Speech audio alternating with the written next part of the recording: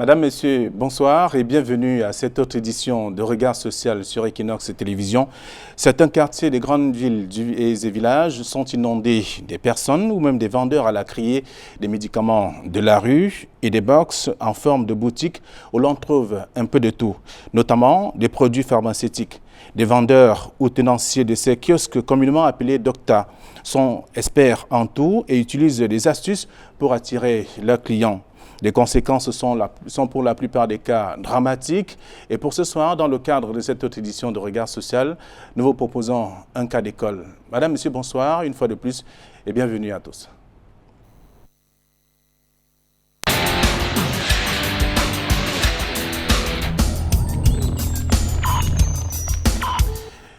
Sur ce plateau et pour cette première partie, nous recevons Elisabeth Domkadoua, qui est la maman de Armand. Bonsoir.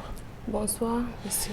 Vous êtes venu sur ce plateau parce que votre fils est malade. Oui. Et, vous nous racontez, qu'est-ce qui s'est passé? Bon, mon fils a eu la circoncision. Bon, il voulait faire le bir et il voulait d'abord se circoncier. Et comme la date était proche, il est d'abord allé à la garnison militaire. Bon, là-bas, on lui a proposé 25 000. Bon, comme on n'avait pas le moyen, il passait vers quartier Yabassi et il a vu un kiosque écrit là-bas circoncision. Et il est entré là-bas, il a trouvé une dame. Bon, ils se sont entendus avec la dame à 10 000. Et la dame lui demande de revenir vers les 17 h parce qu'il ne fait pas la circoncision dans la journée. Et c'est comme ça que l'enfant est reparti à 17 h. Elle n'avait même pas de lumière dans son kiosque. Elle allumait la bougie et elle s'est mise à circoncire l'enfant. La dame était infirmière ou médecin? Je ne sais pas. Je ne sais pas. C'est le soir quand l'enfant est rentré. Après, vers les 21 h, il a commencé à crier et le sang a commencé à jaillir. C'est à l'aide des voisins qu'on l'a transporté, l'a mené à l'hôpital à Quintini. Et on a arrêté le sang. Alors, qu'est-ce qu'il vous a dit? Qu'est-ce qui lui a été proposé pour qu'il se retrouve chez cette femme?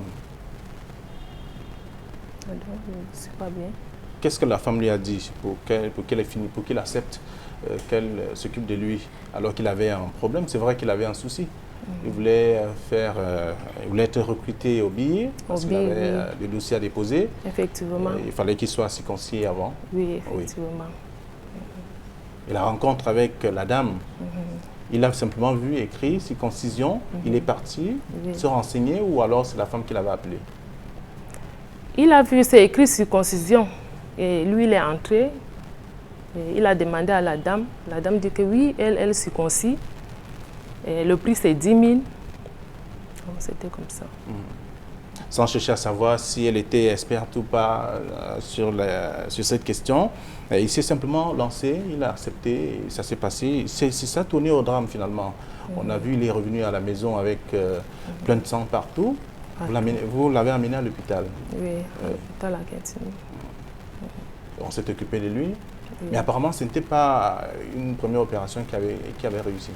Non. Le premier, oui, la première opération, là, on n'avait pas réussi. C'est par rapport à ça que je me suis retrouvée ici à Regard social. Comme on n'avait pas de moyens. Alors, comment vous avez fait, puisqu'on sait qu'il faut beaucoup d'argent pour la prise en charge d'un cas comme celui-là? Vous vivez avec lui, comment vous avez trouvé de l'argent? Vous ne faites rien, vous m'avez dit ça? Je ne fais rien, mais c'est à l'aide des soutiens toujours, chez mes frères, partout. Et aussi l'hôpital à Quintini m'accordait toujours aussi des forfaits. Voilà. Et donc, je voudrais vous inviter à marquer une pause, la toute première en tout cas, de ce programme pour comprendre exactement. Nous sommes allés dans l'environnement immédiat de Armand et de sa mère pour voir comment est-ce que cette femme vit avec ses enfants. Armand n'est pas son seul enfant. Qu'est-ce qui est véritablement arrivé à Armand? Le récit de tout ça, c'est dans ce reportage qui a été tourné avec la caméra de l'inépuisable Samuel Tufa, le chef opérateur de ce programme, avec la touche particulière de Danny Warren II. Juste après, nous allons accueillir les experts.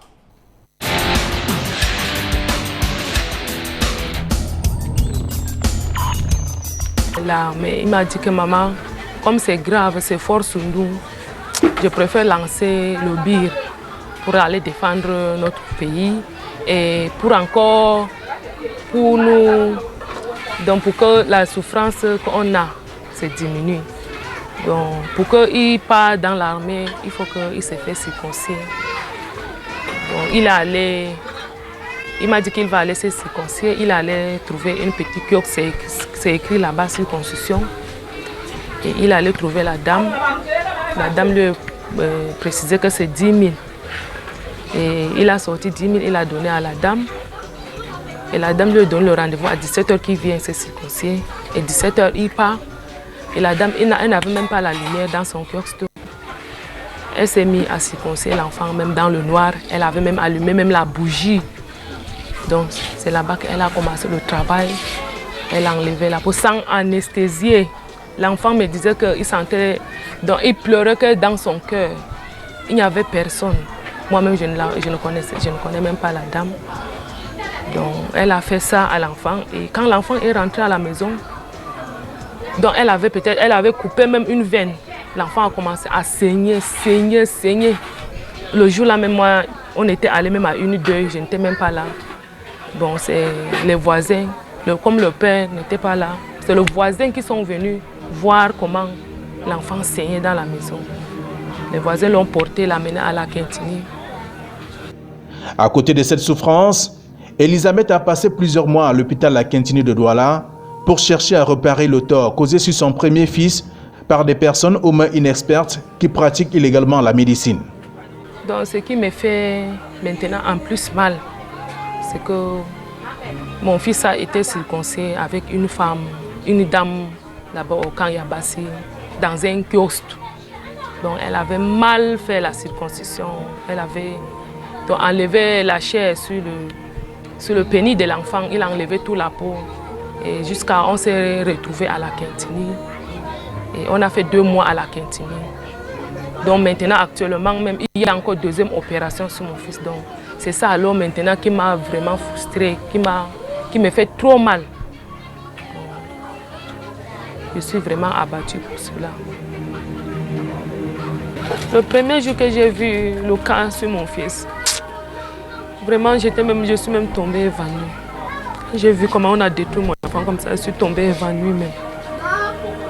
Évanouie vraiment. C'est une voisine qui m'a vraiment réanimée. Il me conseillait beaucoup, il me disait que non, laisse Elisabeth, ça va passer, laisse. Armand et sa mère sont inquiets. Son vœu d'entrer dans l'armée ne s'estompe pas, mais il faut une seconde opération. Une opération qui viendra déterminer la vie sexuelle de Armand. Et à ce niveau, les moyens financiers font défaut. Il est là toujours, il me dit toujours que maman, je vais toujours faire l'armée, je vais toujours faire le BIR. Mais ce qui est marrant maintenant, qu'il n'y a pas l'argent pour aller faire encore son 2e opération. Et en plus, je ne sais pas, il allait faire même le visite. Il allait faire le visite et le résultat est sorti même que son sperme est faible. Son sperme est faible. On a prescrit les remèdes, les médicaments pour qu'il doit prendre. Il n'a pas acheté, il n'y a pas l'argent. Actuellement, il est seulement comme ça. Ce qui me fait mal maintenant quand je vois mon fils de 20 ans, Armand, mon premier fils. Et ça me fait même couler les larmes tous les jours. Je pleure quand je vois mon enfant, qu'on a détruit son sexe comme ça par une femme. Je ne sais pas si mon fils là va même avoir d'enfant, je ne sais pas. Et chaque jour je pleure, je prie seulement le bon Dieu. Je ne sais pas si mon fils va avoir même des enfants. Parce que le cas que mon fils a là, je ne sais pas vraiment. Vraiment, c'est lui qui m'aidait, c'est lui qui partait quand le papa nous a laissés même, c'est lui qui partait chercher de quoi nous donner à manger. Mais depuis que la maladie là est venue le prendre, je souffre tellement avec mes enfants, ça ne va pas. Et en plus son 2e frère, il est encore tombé malade. J'ai fait 3 semaines à la cantine avec lui. C'est une dame, la dame que je viens de vous dire, Madame Mathieu. C'est elle qui est venue m'aider à soigner mon enfant, le deuxième là encore à la cantine. Elisabeth, qui n'est autre que la maman de Armand, vit dans une chambre avec ses 7 enfants. C'est sur ce matelas jeté à même le sol que passent les nuits ses progénitures. Dans un environnement où la promiscuité et les mauvaises odeurs dictent leurs lois, Elisabeth est seule à élever ses enfants malgré son infirmité de la main droite.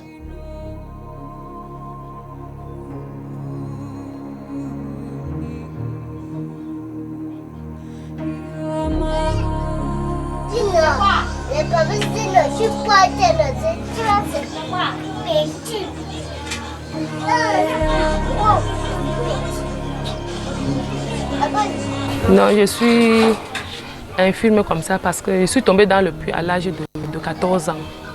Bon, mais le Seigneur m'a donné beaucoup la force. Je me défends avec mon handicap. J'ai 7 enfants et je me bats avec mon handicap. Même avec les activités, s'occuper de mes enfants. En fait, il n'y a rien qui me dépasse avec mon handicap. Je suis seule à élever les 7 enfants parce que comme Douala est devenu dur, et mon mari s'est avancé au village pour aller se préparer la place pour qu'on le suive. Et avec la guerre de Boko Haram qui ne fait que augmenter tous les jours, on nous appelle au téléphone qu'on a tué les gens, donc c'est ça qu'on est en train d'attendre. Et la maladie aussi est venue surprendre mon fils. Là où mon mari m'avait laissé à Rupo, donc j'ai fait 6 mois sans payer la maison. Donc c'est grâce à la dame qui est venue me soutenir. Vraiment, je rends infiniment grâce au Seigneur pour cette femme que Dieu l'a envoyée pour venir vraiment m'aider, me soutenir dans ma souffrance.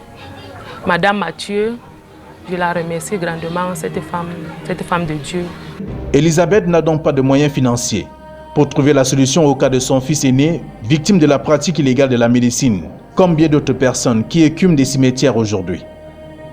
Arrivé à l'hôpital La Quintini le 20 février 2018, après consultation suivie de la première opération, il ressort que Armand a été victime, selon son carnet médical, d'une circoncision pratiquée dans les conditions douteuses. Une dénudation complète de sa verge avec exposition de tous les corps nerveux. Des spécialistes de la santé appellent ça une pénoplastie par lambeau-sécrotal. Elisabeth pleure. Elle ne cesse de pleurer parce que l'appareil génital de son fils aîné a été charcuté par une dame non expérimentée. Je suis là, je souffre même depuis avec les enfants là. Et même la location m'a dépassée. Parce que j'ai fait même 6 mois sans payer la maison. Donc c'est une femme qui m'a vraiment aidée pour venir me trouver cette chambre que vous voyez actuellement. Elle avait eu pitié de moi, comme je misérais beaucoup avec les enfants. Donc, je ne m'en sortais pas. J'ai même fait le commerce. La maladie est venue, la maladie a tout pris. Le commerce, là où actuellement je me retrouve souvent, on fait même 2 jours ici sans manger. Et c'est mes mes enfants, les premiers qui sont un peu grands, qui se débrouillent, qui font un peu le job de gauche à droite, qui me donnent. Je fais souvent les rues sauter aux enfants. Sinon, ça ne va pas du tout.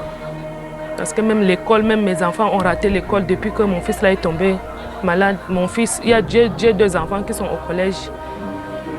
On n'a même pas fini leur scolarité, ils n'ont pas reçu le bulletin parce qu'il manquait les 40 000. Ils sont à la maison. Donc cette année même, je ne sais pas comment faire. Mais j'ai quand même confiance en mon Dieu. Peut-être qu'il va envoyer ses anges vraiment pour me soutenir dans ma souffrance. Je connais un peu coudre. Donc maintenant, c'est le moyen. Si j'avais au moins la machine à coudre, ça devait me rapporter un peu d'argent. Comme il n'y a pas l'argent, je vends la cigarette, les bonbons, le truc. Mais actuellement, là, je ne fais rien parce que je n'ai plus la capitale. Mes 2 petits garçons qui sont allés se débrouiller en ville. L'autre fait porteur, l'autre aussi fait le petit job. Donc, depuis hier, ils ne sont pas encore rentrés pour me donner un peu quelque chose pour mettre dans la mamie. Parce que depuis le matin, même, on n'a rien mangé. Moi-même, actuellement, depuis le matin, même l'eau, je n'ai pas encore bu. C'est une deuxième opération parce qu'il me dérange tous les jours. Maman, maman, ouais, on va faire comment pour ma santé? On va faire comment pour ma santé, pour mon deuxième opération? Mais je pleure seulement. Donc, s'il trouve maintenant la deuxième opération, pour qu'il parte faire son biais. Et les enfants que j'ai ici, ils ne partent pas à l'école.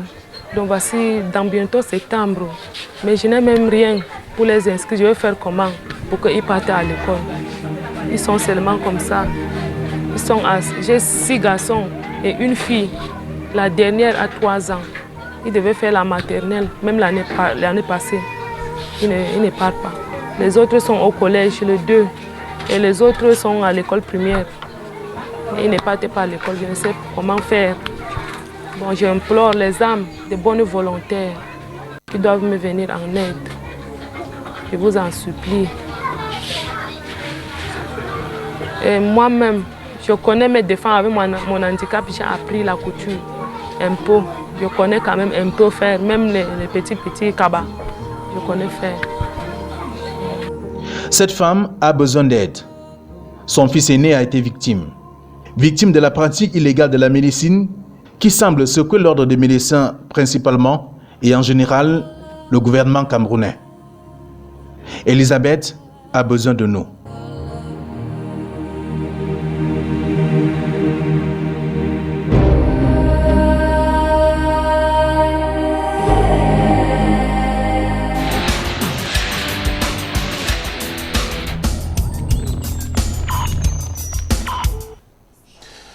Voilà le cas de Armand, relaté ici par sa maman Elisabeth, qui est toujours avec nous sur ce plateau. Et vous voyez bien que Armand n'a pas pu bénéficier ou alors n'a pas eu la chance d'être candidat donc, à cet examen, si c'en est un, pour devenir élément du BI de l'armée camerounaise, bien entendu.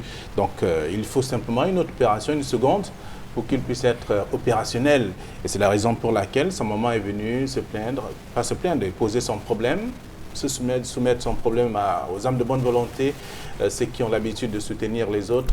Et comme on sait bien que très souvent, ce sont des gens, vous êtes des gens qui aviez toujours, plus souvent, le cœur, la main sur le cœur pour accompagner les différents cas à enregistrer dans le cadre de cette émission. Et sur ce plateau également, nos experts sont déjà installés. Dr Quincy Jerry, bonsoir. Bonsoir. Ça va bien? Oui, vous êtes chirurgien urologue. Exactement. Et lorsqu'on parle de ce cas, vous vous sentez concerné. Je voudrais dire, ça fait partie de votre domaine.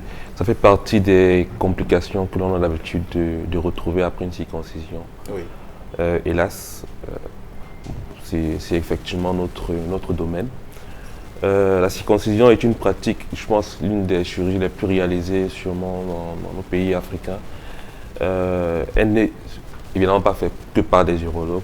Si c'était nous qui étions chargés de réaliser cette intervention à tous les coups, je pense qu'on n'aura pas d'autres interventions, d'autres pathologies à s'occuper. Donc nous sommes très contents que nos autres praticiens, aussi bien les infirmiers que les autres chirurgiens puissent s'en occuper. Mais le problème, c'est que moins on est expérimenté dans le domaine et plus on a des risques de se retrouver avec des complications qui vont finalement finir dans les mains des urologues, des chirurgiens urologues. Et ça gêne un peu de voir un cas comme celui-ci qui n'a pas réussi, qui a été mené par des mains d'experts. C'est la crainte. Déjà pour nous, urologues, c'est vraiment ce que l'on redoute toujours lorsqu'on réalise une circoncision. Mais aussi bien chez nous que chez les autres intervenants, ces risques sont possibles, ils sont décrits. Maintenant, c'est la prise en charge qui parfois pose problème. D'accord, merci d'être venu sur ce plateau également. Vous allez partager avec nos chers téléspectateurs. Bertin Tinda, bonsoir. Bonsoir Flavien. Vous êtes spécialiste en PNL et analyste transactionnel. Transactionnel, oui. Oui, voilà. Raison pour laquelle vous êtes venu, parce que après cette phase, si jamais Armand est pris en charge normalement, il devra être situé Il a voulu être élément du BI, et jusque-là, l'occasion ne lui est pas encore donnée parce que sa situation ne lui permet pas. Absolument, Flavien. Après cette phase, Armand il doit affronter la vie, il doit affronter les problèmes et les difficultés de la vie, autres problèmes et autres difficultés de la vie. Mais je pense également qu'avant d'affronter ces problèmes, ces difficultés de la vie, il faut que l'on puisse regarder un peu plus en profondeur ce qui a causé, parce que nous sommes là en train de regarder les conséquences. Mais avant les conséquences, il y a les causes. Qu'est-ce qui a causé ça? Je veux dire, qu'est-ce qui a causé cet élément qui le met dans des situations difficiles aujourd'hui? Il faut regarder beaucoup plus loin. Vous savez, l'analyse transactionnelle va toujours faire l'analyse de la situation et ensuite faire une orientation stratégique pour comprendre ce qui a posé le problème et par la suite de comprendre le futur. Donc si nous regardons de plus près ceci, nous voyons un peu dans l'analyse de la société l'erreur médicale. Je ne sais pas si la personne qui a fait l'opération était infirmière, médecin, on n'en sait absolument rien. Mais de toute façon, ça rentre dans la panoplie de l'erreur médicale et on constate aujourd'hui qu'il y a beaucoup d'erreurs, erreurs médicales, erreurs judiciaires, erreurs d'encadrement de l'armée et qui causent beaucoup de préjudices. On a beaucoup de personnes qui sont aujourd'hui infirmes parce que, et vous connaissez le phénomène du Kill-Max, donc qui a rendu les gens infirmes. Il y a des personnes qui sont, je veux dire, qui ont perdu la vie tout simplement parce que l'opération n'a pas marché. Erreur médicale, pas parce que le médecin n'était pas compétent. Donc tout ça dérive d'un certain nombre de choses. C'est-à-dire, il faut faire appel à ce que nous appelons l'orientation professionnelle. Est-ce que ceux qui vont devenir des encadreurs sur le plan de la sécurité, sur le plan de la médecine, sur le plan judiciaire, est-ce qu'ils sont véritablement faits pour ça? L'analyse transactionnelle va beaucoup plus loin pour dire que chaque être humain est sur la terre pour réaliser une raison d'être qu'aucune autre personne, c'est-à-dire une mission qu'aucune autre personne ne peut la faire à sa place. Donc, vu sous cet angle, il faut regarder, avant de pousser un enfant pour dire va faire l'armée, va faire la médecine, va faire l'ENAM, il faut comprendre si la mission de l'enfant sur la terre est faite pour ça. D'accord. Avant de poursuivre cette analyse, je voudrais juste avoir votre avis par rapport à ce reportage. Le cas Armand, en tant qu'être humain, en tant que parent, vous êtes parent en même temps, c'est un jeune qui voulait faire sa volonté, c'est-à-dire devenir faire l'armée, bien entendu. Et là, il n'a pas encore eu l'occasion. Certes, il a encore l'âge, mais est-ce qu'il aura les mêmes opportunités, un peu comme celles déjà manquées? Ça fait mal de voir également un jeune qui a été traumatisé de cette façon. Effectivement, ça fait très très mal de voir un jeune dans cette situation. Nous, en tant que parents, je veux dire, on est parfois déboussolés. Vous avez entendu la maman dire qu'ils sont 7, donc elle ne comptait que sur 7 enfants, sur celui-là qui est peut-être le plus âgé, le plus fort pour pouvoir utiliser l'une des intelligences, parce qu'il y a au moins 8 intelligences sur lesquelles il faut s'appuyer. L'une des intelligences dont il devait se servir pour être dans le BI. On va tout simplement dire que rien n'est perdu tant que tout n'est pas perdu. Rien n'est perdu tant que tout n'est pas perdu.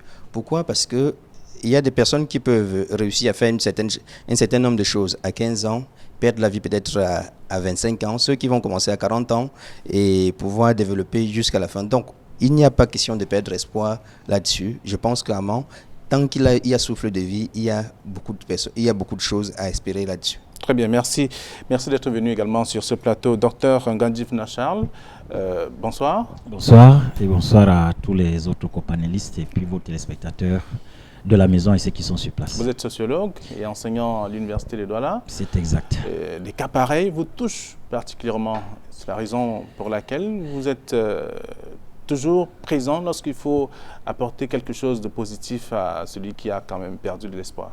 C'est malheureusement et fatalement la vocation de la sociologie que de traiter les faits sociaux. Bon, c'est un cas qui touche à l'humanité et puis le sociologue ne peut être que sensible de par la vocation de cette discipline. Et même au-delà de la dimension purement sociologique, je crois que c'est quelque chose qui devait toucher à toute fibre humaine. Et en parcourant le reportage, je crois qu'il y a lieu quand même de conclure à ce que c'est un organe sensible, que ce soit les copanélistes sur le plateau ou bien ceux qui sont à la maison.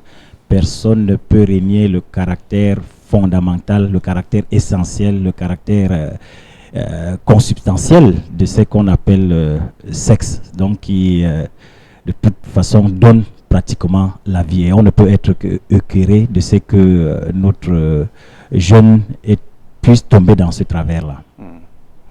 Alors, Elisabeth, je l'ai dit, elle est toujours avec nous sur ce plateau pour davantage commenter ce qui est arrivé à son fils. Voyez-vous, le cas a été donc diffusé. Vous avez également suivi ce qui est arrivé à Armand. Dr Kunche, comment est-ce qu'on peut appeler ça? Il s'agit ici d'une dénudation de la verge. En fait, la peau pénienne a été complètement enlevée par la praticienne, et ce qui a donné lieu à l'exposition complète des corps qui constituent le pénis. Donc, après cela, parfois on a une cicatrisation qui va se faire de façon très lente et douloureuse, et nécessiter sûrement une intervention pour pouvoir remettre la verge à un état plus esthétique. Ouais. Donc ici, c'est une dénudation complète de la verge. Mais il y a également d'autres complications qui sont possibles au cours d'une circoncision encore plus grave, comme une ablation complète de la verge, dont une amputation de la verge. Nous avons eu à voir certains cas comme cela, qui, dans ces cas, parfois, il est impossible parfois de traiter ce genre de patient. Ici, je pense quand même qu'il y a des chances que le patient puisse récupérer complètement son organe. Mais à partir de ce que vous voyez, qui est présenté d'ailleurs à la télé, à partir de la photo également, vous comprenez que c'est un acte qui a été posé par quelqu'un qui ne maîtrise pas beaucoup. Oui, c'est sûr. Lorsque la maman décrit déjà la façon dont ça s'est réalisé, c'est vraiment cauchemardesque pour un chirurgien comme moi. Déjà, le faire dans le noir, sans électricité, et je ne sais pas si elle était accompagnée, parce que d'habitude, quand nous le faisons d'habitude, c'est avec d'autres aides opérateurs, et dans des conditions meilleures, sous anesthésie. Opérer un enfant ou même un adulte, toucher à cette partie sans anesthésie, je n'imagine pas la souffrance que la personne peut recevoir. Et comme moi, je n'aimerais pas que ça se réalise chez moi, je fais tout également pour que mon patient ne ressente pas de douleur. Donc c'est assez... Les conditions sont, hélas, parce que c'est peut-être moins cher également, sont parfois très... C'est presque de la boucherie, je trouve. Oui. Vous voulez dire quelque chose, Bertin Tinda, vous avez suivi le témoignage de la maman qui dit que son fils revenait de là où il était allé chercher à savoir combien ça peut coûter pour être un homme normal, je veux dire un homme circoncis. Il retourne parce qu'on lui a demandé 25 000, il n'avait pas d'argent, et sur le chemin du retour, il voit donc écrit circoncision ici, et il s'en va. Il se renseigne, la femme utilise des mots qu'elle a pu utiliser pour l'attirer. Il paye les 10 000 et le voilà dans une situation dramatique. Oui, Flavien, je disais tantôt que cela pose le problème de la précarité de l'emploi ou bien de la précarité du chemin qui est fait pour nous dans la vie. Et il faut que l'on en vienne à ça. Le cas de Flavien, c'est ne que l'arbre qui... Armand, vous voulez dire? Le cas d'Armand, s'il vous plaît. Le cas d'Armand n'est qu'un cas qui... n'est que l'arbre qui couvre, qui cache la forêt. Il y a des milliers de cas comme ça. Il faudrait qu'au travers de l'émission Regard Social, que l'on puisse arriver à avoir de moins en moins de cas pareils. Donc, je parlais de la précarité de l'orientation professionnelle. Vous voyez, il y a des personnes, on va jeter tout le dévolu sur le gouvernement, sur les origines, sur l'intellectualisme, mais je veux dire, il y a un problème qui se pose, c'est que les gens, aujourd'hui, quand ils se lèvent pour faire des concours, il va faire le concours de la médecine, il échoue, il fait le concours de la police, il échoue, aide-soignant, il échoue, et à l'ENAM, il échoue. Un jour, il entend qu'il y a un réseau. Il prend le réseau, il va prendre son argent, il va déposer dans le réseau, on le met infirmier, quelque chose comme ça. Il ressort, il ne sait pas là où il va exercer, il va ouvrir un petit quelque chose à côté. Mais Armand, quand on regarde, Armand voulait tout simplement être soigné. Tout simplement être soigné. On ne peut pas en vouloir à quelqu'un qui voulait être soigné de se retrouver face à des personnes qui n'ont aucune vocation pour le métier. Ça repose également le problème de mission sur la terre. Vous savez, je peux être un bon coach sans être un bon conducteur. Je peux être un bon conducteur sans être un bon médecin. Je peux être un bon médecin sans être un bon encadreur, c'est-à-dire un bon policier. Est-ce que ceux qui sont orientés professionnellement sont véritablement bien orientés pour faire le métier qui est le leur? Est-ce que les gens réussissent à s'asseoir et se posent la question, qu'est-ce que je suis venu faire véritablement sur la terre, pour enfin s'engager sur un terrain qui est un terrain où ils viendront accomplir leur mission sur la terre? C'est la question. Est-ce qu'il y a des indices pour le savoir? Effectivement, il y a les indices pour le savoir. Et c'est à nous, en tant que parents, c'est à nous, en tant qu'éducateurs, c'est à nous, en tant que gouvernement, de pouvoir orienter. Vous savez, dans les établissements scolaires, nous avons ce qu'on appelle l'orientation scolaire, mais ça ne fonctionne véritablement pas, parce qu'on va regarder sur quelqu'un qui a eu 5 de moyenne en mathématiques, et puis on dit, voilà, il va aller en A. Est-ce que la note sur un trimestre ou bien sur une année peut conditionner ce que l'enfant doit pouvoir être dans sa vie? Parce que s'il y a 7 milliards d'êtres humains sur la Terre, il y a 7 milliards de raisons d'être, c'est-à-dire 7 milliards de missions à accomplir sur la Terre. Chacun est là pour une mission particulière. Vous avez un médecin qui exerce le métier de médecin alors qu'il aurait dû tout simplement être magistrat, ou bien magistrat qui exerce un métier alors qu'il aurait dû tout simplement être pilote. Vous voyez que ça ne concorde pas. Et personne n'aimerait être dans un lit d'hôpital, être soigné par quelqu'un qui est tout simplement égaré. Et la faute, je l'ai dit tout à l'heure, provient parfois des parents. Des parents qui ont raté leur métier, des parents qui n'ont pas pu obtenir quelque chose dans la vie, et ils se sont dit, il faut que j'envoie mon enfant, il faut que mon enfant absolument soit médecin, il faut que mon enfant soit avocat. Elisabeth est encore là pour le cas de Armand. C'est lui-même qui a choisi, qui a voulu faire l'armée. Non, je parle plutôt de celui qui a apporté les soins. Je n'ai rien à reprocher à Armand. Armand voulait des soins, il voulait la circoncision. Oui. On ne peut pas en vouloir à quelqu'un qui est malade et qui se dirige vers la solution. Vers la solution. On peut pas lui en vouloir. On peut en vouloir à quelqu'un qui a engagé un métier tout simplement parce qu'il a envie de recueillir ou bien d'obtenir beaucoup d'argent. C'est-à-dire un métier qui ne cadre pas avec son projet de vie. Vous savez, le projet de vie, c'est connecté à votre vision, c'est connecté à votre raison d'être, à votre mission sur la Terre. Quand vous êtes en train de faire quelque chose qui ne correspond pas à cela, vous allez vous sentir ennuyé, vous allez faire tout simplement pour obtenir de l'argent. Malheureusement, dans la société dans laquelle nous vivons aujourd'hui, il y a plein de personnes qui ne font du travail que pour obtenir de l'argent et construire beaucoup d'immeubles. Oui, Dr Gadjifta, on comprend bien que Armand avait un souci, c'est-à-dire être circoncié et bénéficier de ce qu'il a choisi, donc devenir, être militaire. Et là, c'était une occasion, une possibilité qui n'a pas marché. Il s'est retrouvé face à quelqu'un et selon lui, et le témoignage de sa maman, c'était pas une infirmière, c'était pas un médecin, mais c'est une femme certainement qui avait quelques petites connaissances ou dans le métier, mais qui s'est retrouvée quand même à cause de ce que Bertin appelle la précarité. Elle s'est retrouvée là pour se faire un peu d'argent, mais malheureusement, si elle a réussi pour les 2 ou 3 premiers cas, mais le cas d'Armand n'a pas été celui qu'on attendait. Je crois que sur le plan institutionnel, le seul drame qui est arrivé à Armand pose le problème. Je ne dirais pas de la tolérance administrative. Je crois que c'est essentiellement question d'une vacuité et d'un nihilisme de contrôle de la corporation. Je crois qu'il y a un ordre des médecins et il y a l'État quand même qui devrait assumer ses fonctions régaliennes de contrôler et de normaliser ces secteurs. Parce qu'elle agit à ciel ouvert avec une plaque matérialisée, alors que dans les conventions, c'est des choses qui sont réprimées. Vous ne pouvez pas officiellement, alors que vous disposez d'une position officieuse, exercer comme telle. Donc je crois qu'il y a une débridation, il y a un laxisme, il y a un peu de l'inertie de l'administration pour essayer de contrôler ce métier. Mais je crois que le drame qui arrive à Armand a quand même une certaine rationalité sur le plan du prétexte, sur le plan du contexte et même sur le plan du paratexte. J'explique le prétexte parce que le prétexte d'Armand est assez noble. Il y va d'abord pour sa santé et il poursuit un objectif je reviens sur les termes, très noble. Il veut une insertion socio-professionnelle dans un corps d'élite.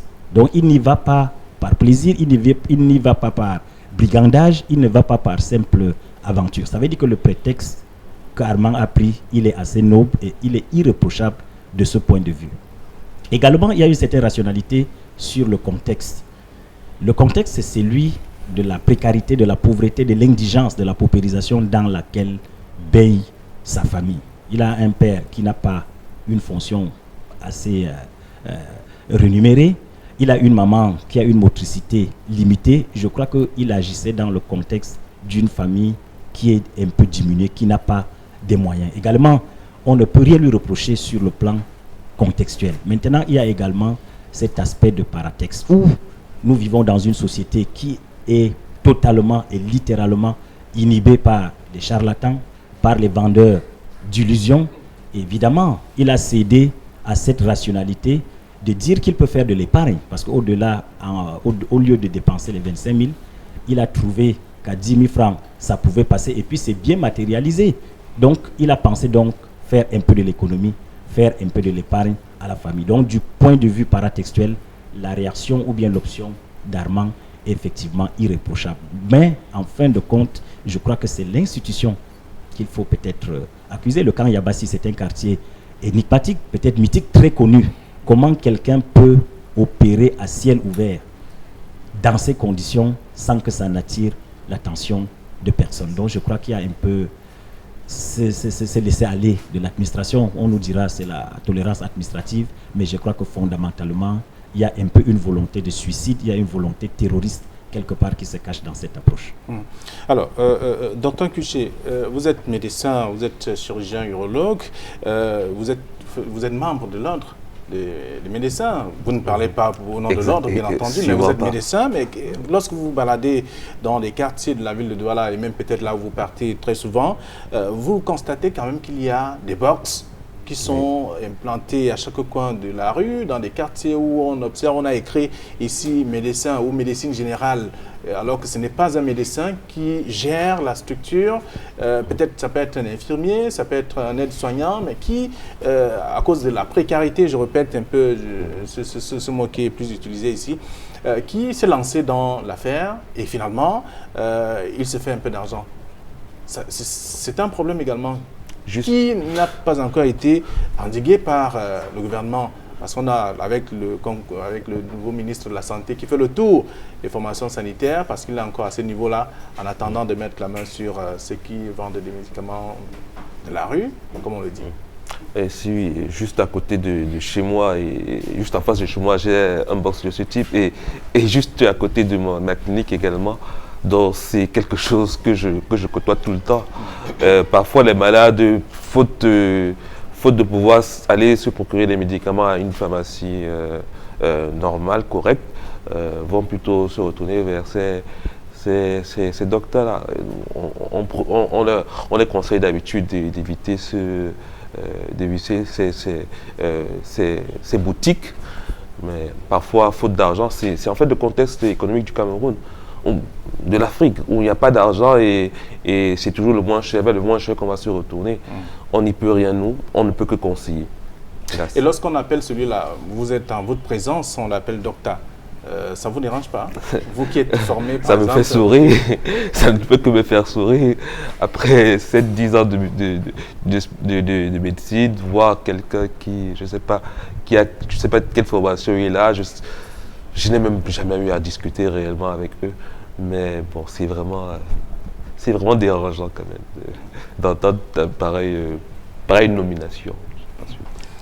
Oui, Flavien, c'est vrai que l'on va dire que c'est au Cameroun, c'est en Afrique, mais je pense que c'est juste une victimisation parce qu'on peut bien faire. En étant au Cameroun, en étant en Afrique, on peut bien faire. On peut bien éviter d'avoir tous ces dont on en parle, je veux dire à tout bout de chemin. On peut bien faire en réglant la circulation, je veux dire parce qu'il y a tout un tas de désordres. J'ai dit tout à l'heure que le cas de Armand est juste l'arbre qui cache la forêt. Donc, il y a plusieurs difficultés comme cela qu'il faudrait, je veux dire, éradiquer en faisant comment? En travaillant en travaillant sur ce que je disais sur ce plateau la fois dernière, sur le projet de société et faire en sorte que les gens soient ensemble et non vivent ensemble. En faisant comment? En travaillant au projet de vie de chaque individu. C'est le travail à faire par le gouvernement, c'est le travail à faire par les partis politiques, c'est le travail à faire par les ONG, c'est la sensibilisation, parce qu'on aura beau dire que on va économiser de l'argent, on va économiser 15 000, on va payer 10 000 francs, économiser 15 000 francs, mais à la fin, ça revient encore beaucoup plus cher. Cela dérive du manque d'éducation, du manque de formation, du manque d'encadrement, et c'est la responsabilité de nous tous, je voudrais dire. Alors, Armand doit subir une seconde opération, parce que c'est la raison pour laquelle sa mère est venue sur ce plateau, pour dire que la première avait été faite, mais ou dans des conditions aussi qui, faute de moyens, ça n'a pas produit ce qu'Armand attendait. Après cette première opération, il a sûrement essayé de voir s'il répond, comme qu'il dirait. Et il y a eu sûrement des anomalies. Et c'est ainsi qu'il faut une autre opération. Et sa mère l'a d'ailleurs dit, parce que ça lui fait mal quand son fils vient lui raconter tout ça. Oui, bon, je n'ai pas vu comment ça s'est déroulé. Je n'ai pas vu la complication qui a suivi après la deuxième intervention. Donc je ne sais vraiment pas quoi dire là-dessus. Bon, pour ce qui est des douleurs, c'est peut-être normal vu le fait que la verge est dénudée, dont la peau qui est censée protéger le pénis des différents effets extérieurs. Évidemment, puisqu'elle n'est pas présente, le mastière aura forcément mal lorsqu'il aura des rapports, même peut-être juste avec les tissus qui devront toucher le pénis.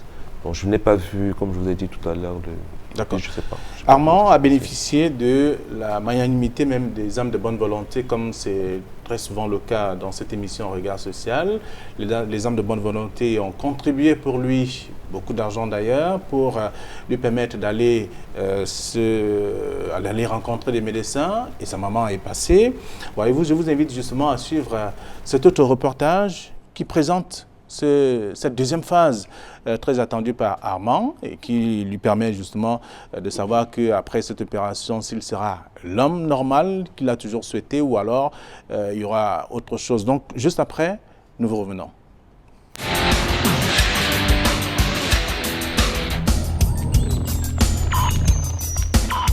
Aujourd'hui consiste à faire ce qu'on appelle une orchidopexie, à savoir qu'il y avait un testicule flottant dans une bourse qui remontait vers le pénis. Donc il faudra refaire que le testicule soit à sa place. Le résultat, à mon avis, est formidable, mais c'est pour préserver son testicule, pour qu'il ne soit pas au contact de la symphyse pubienne, donc de l'os qui est au niveau du pubis là. Et lorsqu'il est au contact de l'os du pubis, au cours des rapports sexuels, ça fait mal. Et au-delà de ça, le choc au cours des rapports sexuels peut traumatiser le testicule et endommager sa fonction reproductrice, tout simplement. C'est la suite de la chirurgie plastique faite au départ. C'est, j'avais dit, suite et fin. Parce qu'après ça, je ne pense pas qu'il soit encore nécessaire de faire quelques gestes que ce soit sur ces organes génitaux. Après toutes ces explications, Dr Salah, chirurgien urologue, et Armand prennent la direction du bloc opératoire. Dans la salle, geste obligatoire pour tout chirurgien avant l'acte chirurgical.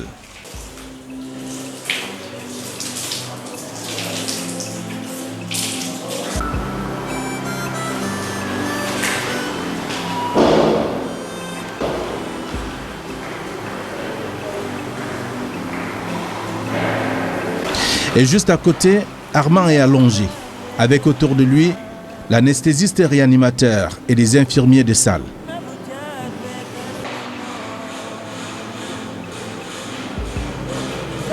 Des secondes après, l'anesthésiste réanimateur dévoile le type d'anesthésie réservé sur le cas du jour. Pour le patient, nous avons réalisé une anesthésie loco-régionale, en l'occurrence une rachi-anesthésie.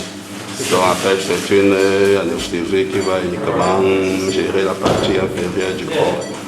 justement parce que nous n'avons pas véritablement de besoin d'anesthésie générale sur ce patient.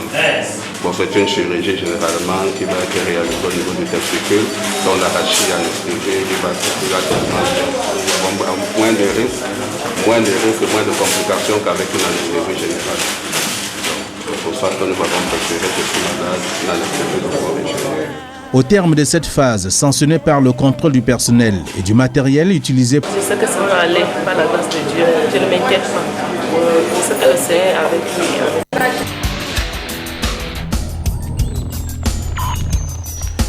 Et voilà donc l'acte chirurgical qui a été mené sur Armand. Et Armand qui aujourd'hui est toujours à l'hôpital. On va le dire après, notamment ce qui a été fait. Docteur Cuchier, vous avez suivi ce qui a été réservé à Armand, c'est-à-dire la seconde opération. Exactement, oui. Oui. Déjà, je félicite mon grand frère, docteur Salah, que je connais très bien pour sa brillante intervention. C'est que toute son équipe, docteur Macon et docteur Ngandeux, exactement, il a dû réaliser une orchidopexie, c'est-à-dire une fixation du testicule qui semblait remonter au niveau du pubis, donc au niveau de l'os du pubis, et ainsi le gêner lors de ses déplacements et peut-être de ses rapports sexuels. En faisant cela va permettre d'éviter une torsion du testicule aussi, et sur le plan esthétique également d'être plus correct. La maman avait également parlé d'un problème de fertilité qu'elle suspectait être lié à l'intervention. Je ne crois pas, peut-être le spermogramme, il faudra sûrement le refaire. Mais en réalisant également l'intervention, cela permettrait de prévenir un éventuel problème de fertilité lié à ce déplacement du testicule. Le médecin, docteur Salah, a rassuré qu'il n'y a pas de problème, il pourra faire ses enfants normalement. Bon, je ne peux que lui faire confiance, mais on n'est pas à l'abri d'autres problèmes, comme des infections sexuellement transmissibles et autres, qui peuvent être responsables à la longue d'un problème de fertilité. Je préfère ne pas me prononcer là-dessus, mais je pense que pour ce qui est de tout ce qui s'est passé pour lui, aussi bien la complication que l'intervention, à partir de là, je ne peux pas accuser quoi que ce soit de pouvoir entraîner un problème de fertilité. Mais je le dis bien, tout comme nous tous, on ne sait pas ce que demain nous réserve. C'est une équipe médicale qu'on a vue autour de Armand. L'anesthésiste qui a dit le type d'anesthésie, en tout cas qui a été effectué sur lui, pour permettre à ce que tout se déroule dans de bonnes conditions. Oui, c'est classique pour des interventions au niveau du bas appareil urinaire comme cela. C'est d'habitude une anesthésie loco-régionale, c'est-à-dire qu'on endort que le bas du corps. Le patient est tout à fait conscient et discute avec nous parfois. Oui, on a vu justement Armand discuter avec le personnel médical qui était autour de lui, Bertin. Vous avez suivi le reportage également qui classe Armand sur ce qu'il attendait, sa maman beaucoup plus, qui voulait voir son fils subir la seconde opération chirurgicale. Oui, j'ai regardé, j'ai vu Armand. Il y a quelque chose qui m'a frappé et qui m'a marqué beaucoup. C'est l'émotion qu'avait la maman de Armand à l'extérieur de la salle d'opération. Vous voyez, à l'extérieur de la salle d'opération, elle savait que si... Et elle a d'ailleurs dit, si son fils est à l'intérieur, ça veut dire que son fils va trouver la guérison. Donc ce que je fais d'ici, elle était toute confiante. Elle était toute confiante. C'est pas tout simplement parce qu'elle a la foi, non, parce qu'elle se trouve dans un milieu qui porte la sécurité.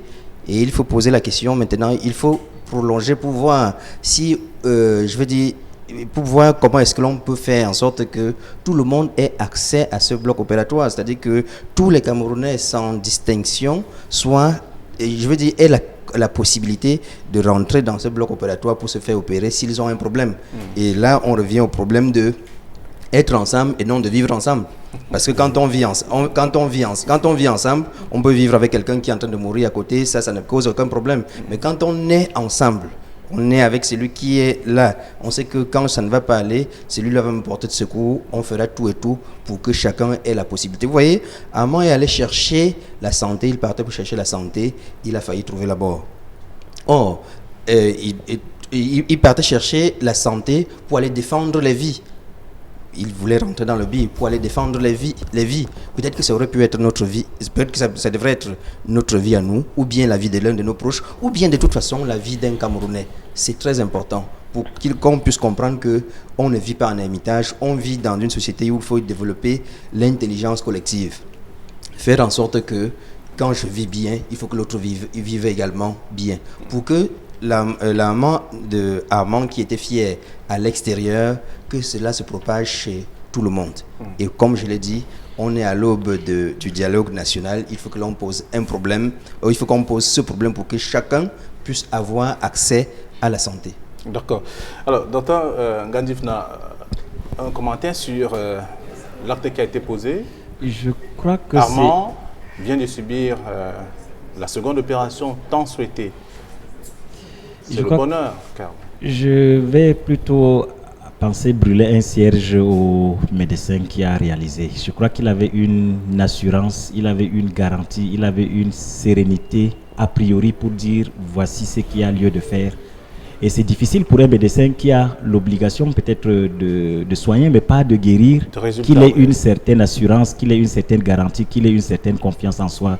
Je crois que ce sont les spécimens des médecins qu'il nous faut au Cameroun. Et je peux être sûr, sans être dans le domaine, qu'à posteriori, je crois que c'est un Armand qui risque de retrouver sa santé. Donc, analyser un peu le discours de toute l'équipe, essayer d'évaluer la jovialité qu'il y avait dans un bloc opératoire, parce que qui dit opération, c'est peut-être le seuil de la mort, mais avec l'ambiance mêlée à des reporters, ainsi de suite et autres, je crois qu'il est presque guéri, ce garçon. C'était l'avis d'un sociologue. Alors, il se retrouve, il réussit, bénéficie donc de cette opération grâce aux actions des âmes de bonne volonté, des gens qui continuent toujours à soutenir les différents cas proposés par Regard Social. Évidemment, sur cette question, je crois que la fibre de magnanimité, de philanthropie, de générosité, de charité et de caritativité n'a jamais fait faillite. Et puis nécessairement, c'était aussi parce qu'il y a la reddition des comptes, que nous savons que ce qui est donné est lu sur les antennes et qu'il y a une garantie que quand vous donnez votre argent,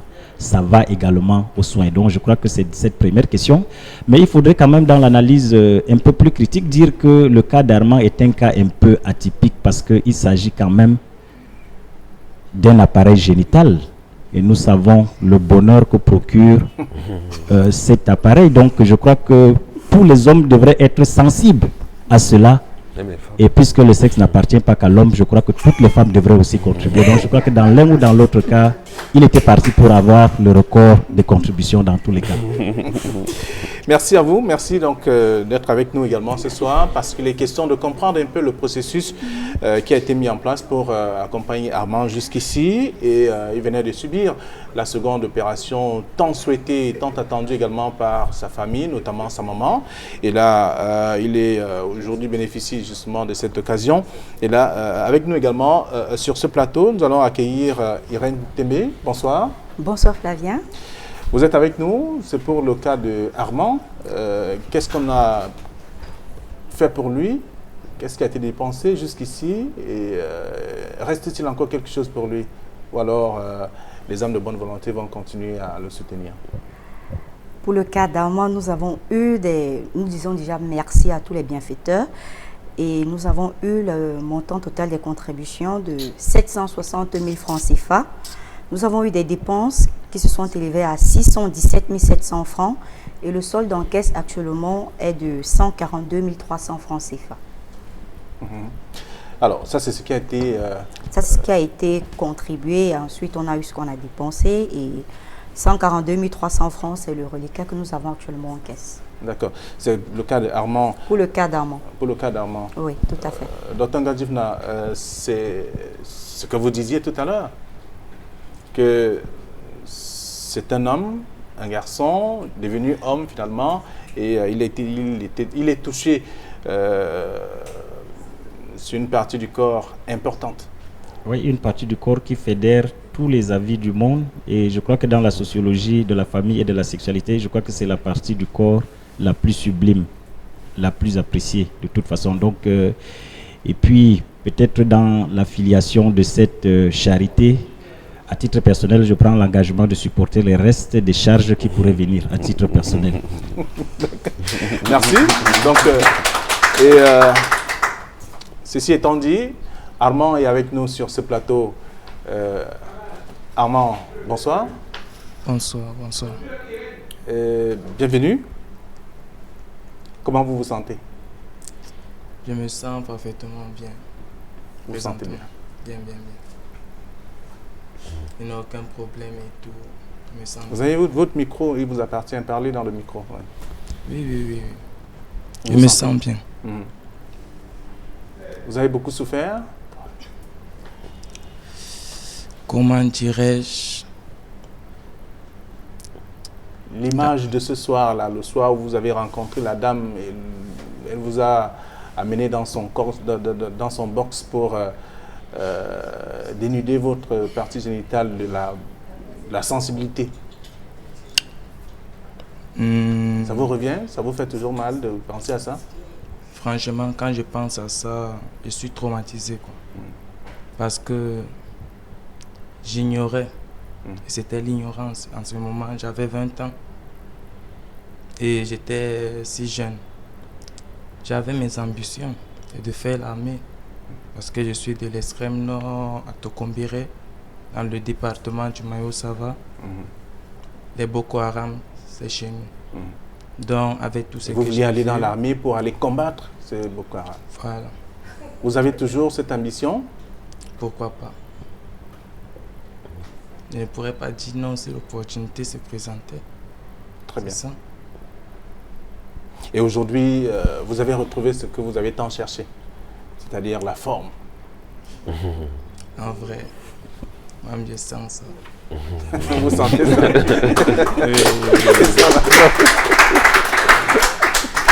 Alors, vous n'êtes pas là, vous n'avez pas bénéficié de tout cela par hasard, c'est parce que les téléspectateurs ont contribué comme d'habitude. Ils se sont dit, voilà un jeune qui veut faire quelque chose et il souffre, il faut le sortir de là. Vous avez eu des médecins ou des gens qui ont travaillé pour vous quand même? Oui. Docteur Salah Beyeme Théodore et docteur Noha Makon sont les deux chirurgiens qui ont commencé avec moi dès mon arrivée à l'hôpital à Quintini. Et la nuit que je suis arrivé, c'était vers les 21h. J'ai été bien reçu par l'équipe en place. Ils étaient de garde. On m'a pris, on a stoppé l'hémorragie et on m'a donné les antalgiques, etc. J'ai dormi et le matin, avant 6h du matin, docteur Salah était déjà là et docteur Macon, ils ont commencé directement. Et ce qui était surprenant, ma mère n'avait rien. Ils ont ouvert les bons verres. On m'a pris directement. Ça, c'était la première opération? Première opération, oui. Et ça a été fait, même s'il y avait encore quelque chose à retoucher. C'est pour ça qu'il y a eu cette deuxième opération. La deuxième opération, moi-même là, je vois... La première opération était bien, mais comme j'avais les érections, quoi, je me levais trop, on pourrait dire comme ça. Oui. Et c'est ainsi que la veine là fait en sorte que le testicule, la bourse, remonte aussi, ça a lâché certains fils, juste, c'est ça. Sinon, si c'est que je me contrôlais là, c'est qu'il ne devait pas avoir de problème. Et la deuxième opération ne devait pas être faite. Et avec la deuxième opération, vous êtes totalement en forme? Maintenant, moi, je vois.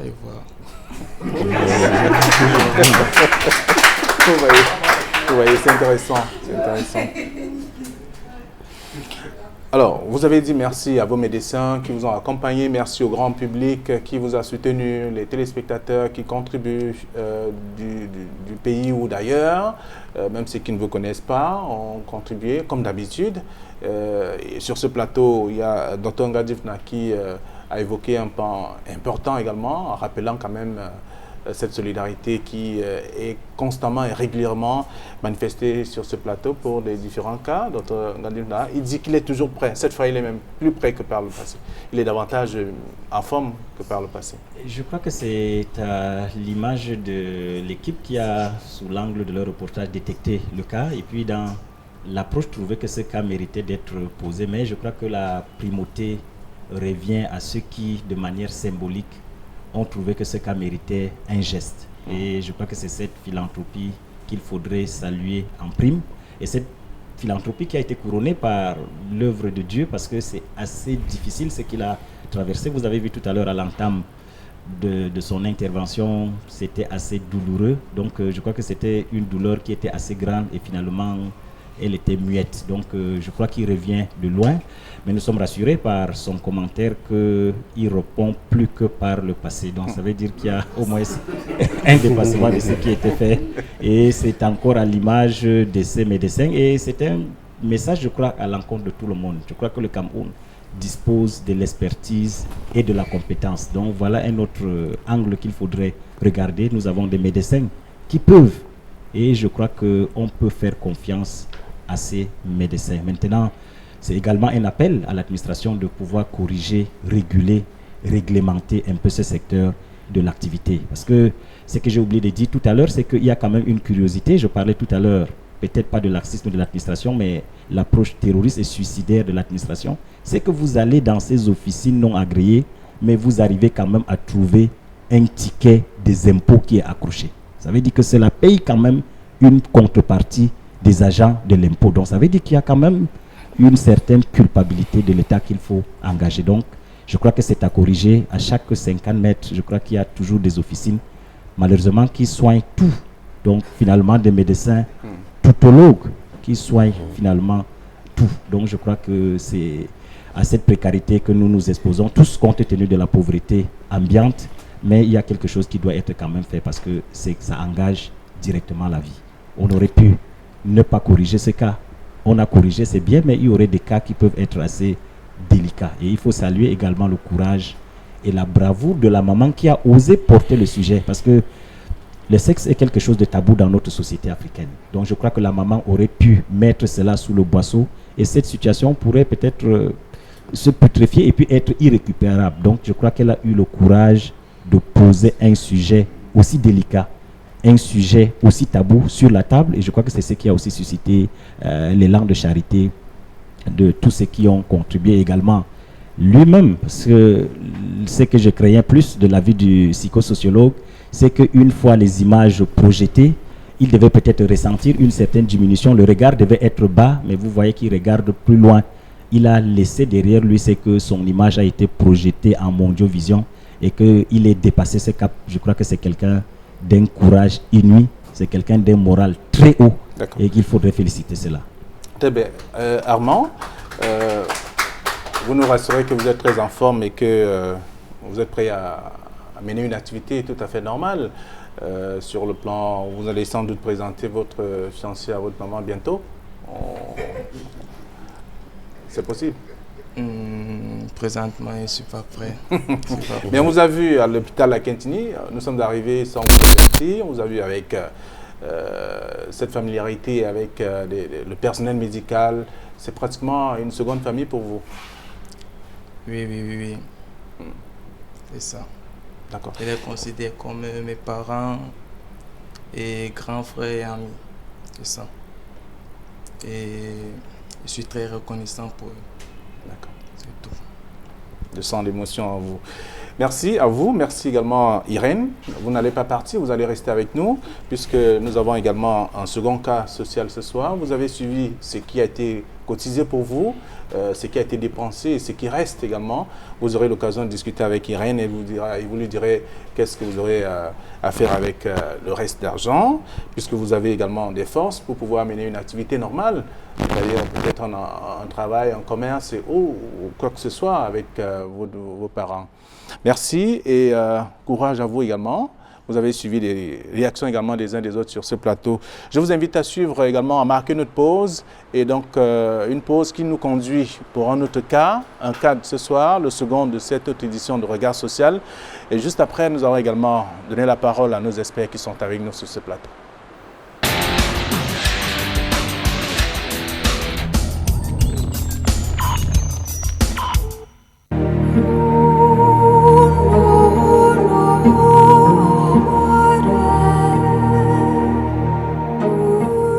Alors que la saison de pluie bat son plein dans la ville de Douala, sous le ciel de la capitale économique du Cameroun, des activités vont bon train. Des usagers écument les rues, malgré des intempéries.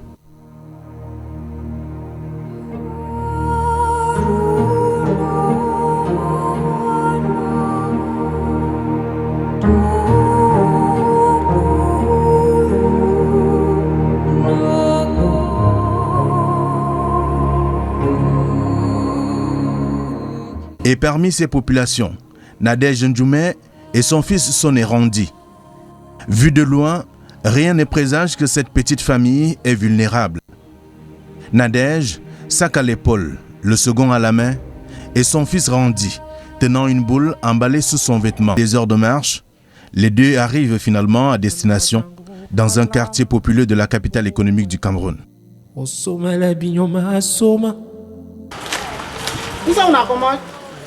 They need the worker king. All man don't run for village.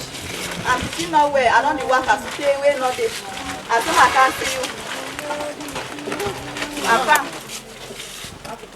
The king not well, the king will die. As soon as I bring you for you, what I'm not here. Nanda. Thank you. Where we all the rain now so. Okay, we don't suffer for road there. For don't can since money ni be there. Who picking for you? Asha. You too, she don't you. Thank you. Where can? Have a village. Village just there, way not there. Na so na that for there. He die. You need the science. See, that place there so it don't rot in all. You yourself at the washer. Money don't there for carry you go hospital. Now you die for day. They don't operate and not 3 times. We know they. I say my even bring you for one year, more than 2 when I see him before one day. Brother, they village. Some man did it against her. I just say all man don't run. All man don't run for village. Now only 3 people they remain for village. Now Angola don't give me transport. Why I don't bring her for here? Say mommy say no where you. Ernest Ngando et son épouse, qui les accueillent dans leur domicile, occupent un studio, chambre-salon, ainsi que 3 de leurs enfants. L'espace est désormais réduit, car l'enfant que traîne Nadège est malade et de ce fait, mérite une attention particulière. Son état physique l'atteste.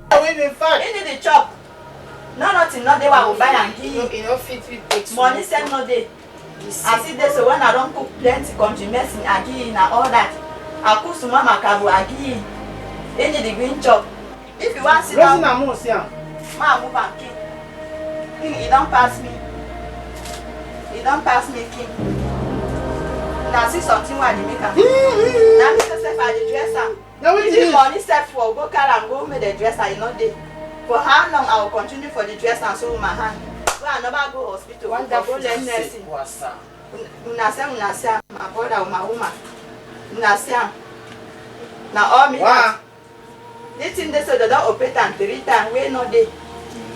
Le petit Randi, qui traîne une boule puante parce qu'en situation de putréfaction, est un véritable fardeau pour sa mère Nadège, qui ne sait plus où se mettre la tête. La maladie est comme ça. Quand je me lève le matin, je chauffe l'eau bien même. Je lave l'enfant. Quand j'ai fini de laver l'enfant, je prends encore l'eau avec la serviette. Je touche là-bas bien même. Je finis de nettoyer là-bas. Je prends le plastique pour le bébé là, je mets là-bas et je porte les habits à l'enfant. C'est tout comme ça parce qu'il n'y a pas l'argent pour acheter pour to buy bandage en pour de comprimés. Il n'y a pas l'argent. C'est comme ça que j'ai fait. Et ça sent même. Moi-même, j'ai fait comme ça parce que j'ai un peu le corps. Je vais faire comment? Quand je fais comme ça, je ne peux pas manger parce que quand je pense à la blessure là et je vois ça, toute la journée, ça manger. Je dors même avec l'enfant, ça sent. Je vais fuir maintenant pour partir où il n'y a plus quelqu'un que je vais te donner l'enfant. Ça sent jusqu'à moi, mais je dis que mais ça c'est même quoi. C'est que j'ai la maladie comme ça. Lui-même il dit que hey, maman, je sens. Il y a quoi, je suis pourrie. Je dis oui, que la blessure là pourrie. Donc the wound has rotten. If I did not do it, no other person to do it. Si je ne fais pas, il n'y a plus d'autres personnes qui va faire. Même ma mère fuit ça parce qu'il pleure chaque jour. Chaque jour, il ne peut pas toucher. Ça lui fait mal aussi. D'ailleurs, la maladie qui traumatise l'existence de Randi, qui n'a pas demandé à naître, ne laisse pas insensibles les voisins de Ernest Ngando, venu conforter Nadège et son fils. Ça ne va pas, l'enfant est malade.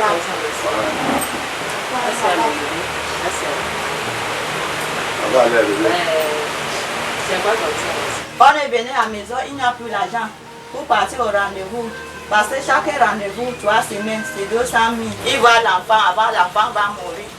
Donc ça ne va pas. C'est où là où je suis venu ici. Au village, tout le monde est déjà fui au village. On peut que demander avec votre force et la grâce de Dieu que les choses, ils mettent la main dessus pour que l'enfant retrouve la guérison. Vraiment, c'est ça l'essentiel. Comme vraiment, elle s'est déplacée. Ce que mon voisin a fait, accepter un cas comme ça là, avec les enfants, avec ses enfants d'abord à la maison, et une maman aussi comme ça là, avec un enfant souffrant comme ça, il se couche au sol. Vraiment, il a un grand cœur. Il est vraiment amoureux. Et aussi ma femme, qui avec son grand cœur vraiment, parce que ce n'est pas toutes les femmes qui acceptent ça. Moi je connais les femmes ici dehors que avec une telle situation comme ça là, elle ne peut pas te laisser. Mais celle-ci, elle m'a dit non, ça peut arriver à tout le monde. Avec la présence de cette femme et son fils dans le domicile d'Ngando, le quotidien de cette famille a changé sur tous les plans. L'épouse d'Ngando, pour se consoler, l'exprime avec un zeste d'humour. En réalité, mes frères, c'est pas facile parce que là, dans l'intimité, il n'y a plus d'intimité. Tout est bafoué. Bon. Je supporte, je vis avec. On ne peut pas faire autrement, autant puisque c'est un studio, déjà avec 3 enfants. Lui souffrant, on ne peut pas mélanger les autres avec lui sur le matelas parce qu'on va l'étouffer. Forcément, mon mari doit dormir au canapé. Moi, j'essaie de lire avec les enfants. Donc, c'est déjà difficile. On m'a même privé de ma femme puisque je ne peux même plus la voir avec tout ce monde-là dans la maison. Avant, mes enfants dormaient ici, je mettais le matelas, mais elle est venue. Il faut qu'elle dorme ici puisqu'on ne peut pas mélanger son enfant-là avec les autres enfants puisqu'il est malade. Soné Randi, âgé de 9 ans, a oublié le chemin de l'école à cause de la maladie dont les origines restent floues jusqu'ici. Mais sa mère Nadège se souvient du début de la souffrance de son fils. Elle est tombée malade 2017. Le petit chose là, c'était comme la abcès. Donc, je suis menée à manger. On a dit qu'on ne sait pas. Il parle le remède, il part avec ça à la maison. Il a pris un petit comprimé, je suis partie à la maison. Ça grimpe toujours. Jusqu'à ça s'est cassé seul. Donc, je ne sais pas. Je ne connais pas le genre de maladie là. Donc, je ne sais pas. Parce que s'il y avait l'argent, je partais à l'hôpital pour connaître c'est déjà la maladie. Maintenant, je ne sais jamais. Ça ne va pas toute ma vie. Même les habits que tu vois comme ça, c'est la femme de mon frère qui m'a donné ça. Je n'avais même pas les habits pour porter. Il y avait un peu les habits, j'ai vendu ça à cause de l'enfant. Donc il n'y a rien. Même le caleçon, peut-être j'ai 3 caleçons. Et le souci est d'eau, ça va comme ça. Je regarde seulement mon fils.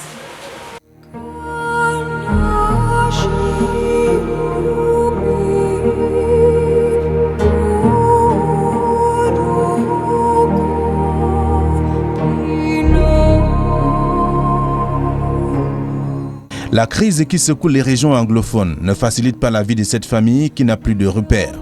Le village Nyansé, dans le coupé Manunguba, n'est plus que l'ombre de lui-même. Des familles qui y vivaient ont pris la clé des champs. C'est difficile là-bas. Donc ma mère partit en bouche avec mon petit bébé qui est 2 ans. Bon, comme celui-ci est malade, je ne peux pas partir avec lui en bouche parce qu'il est malade. Donc il faut mourir là-bas en bouche. Donc j'ai appelé mon frère à Douala que ça ne va pas. Elle m'a dit que j'ai cherché le transport pour venir. Donc la nuit, je suis quittée la nuit, marcher au pied jusqu'à arriver à Ngolo, un petit village comme ça, Ngolo. Je suis payé là-bas 500 arrivé à Manjo. Je vis une autre paie, il m'a donné 3000. Je suis appelé payé là-bas pour arriver ici, pour voir mon frère. Même moi, ça ne va pas, je suis malade. J'ai la maladie de cœur. Depuis que l'enfant a tombé malade, je ne mange pas. Donc, il y a le pansement là-bas qu'on fait. C'est moi qui fais. Et le blessure là est déjà pourri, ça sent même.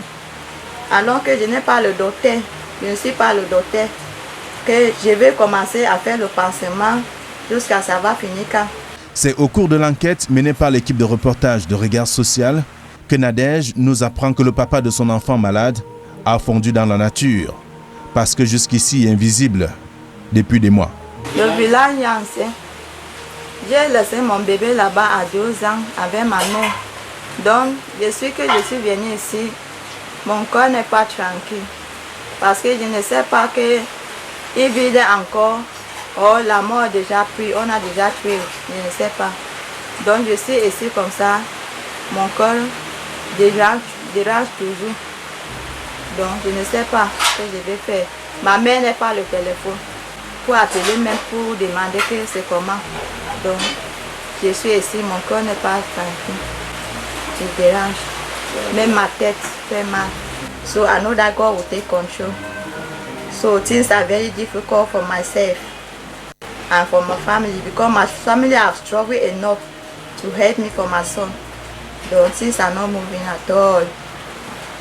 Ernest Ngando, technicien en bâtiment, traverse une période morte à cause de la rareté des chantiers.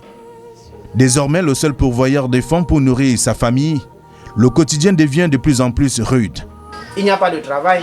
Moi, voici aujourd'hui, je suis à la maison depuis plus de 2 semaines aujourd'hui. Il n'y a pas de chantier. Mais on parvient à vivre.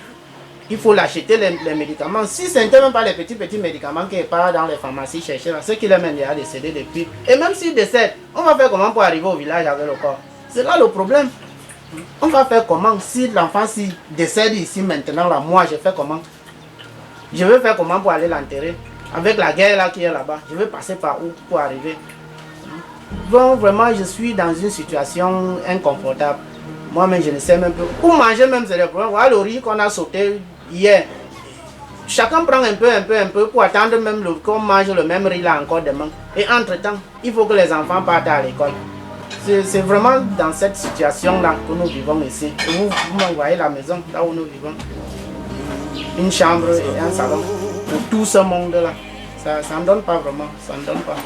Nadège et son fils malade, qui font partie des déplacés de la crise anglophone, ont besoin d'assistance et même de la prise en charge de cet enfant qui fond au quotidien comme une bougie traumatisée par la flamme. Je voudrais demander aux âmes de bonne volonté qui suivent cette émission, de près ou de loin, de venir en aide pour ce petit garçon qui...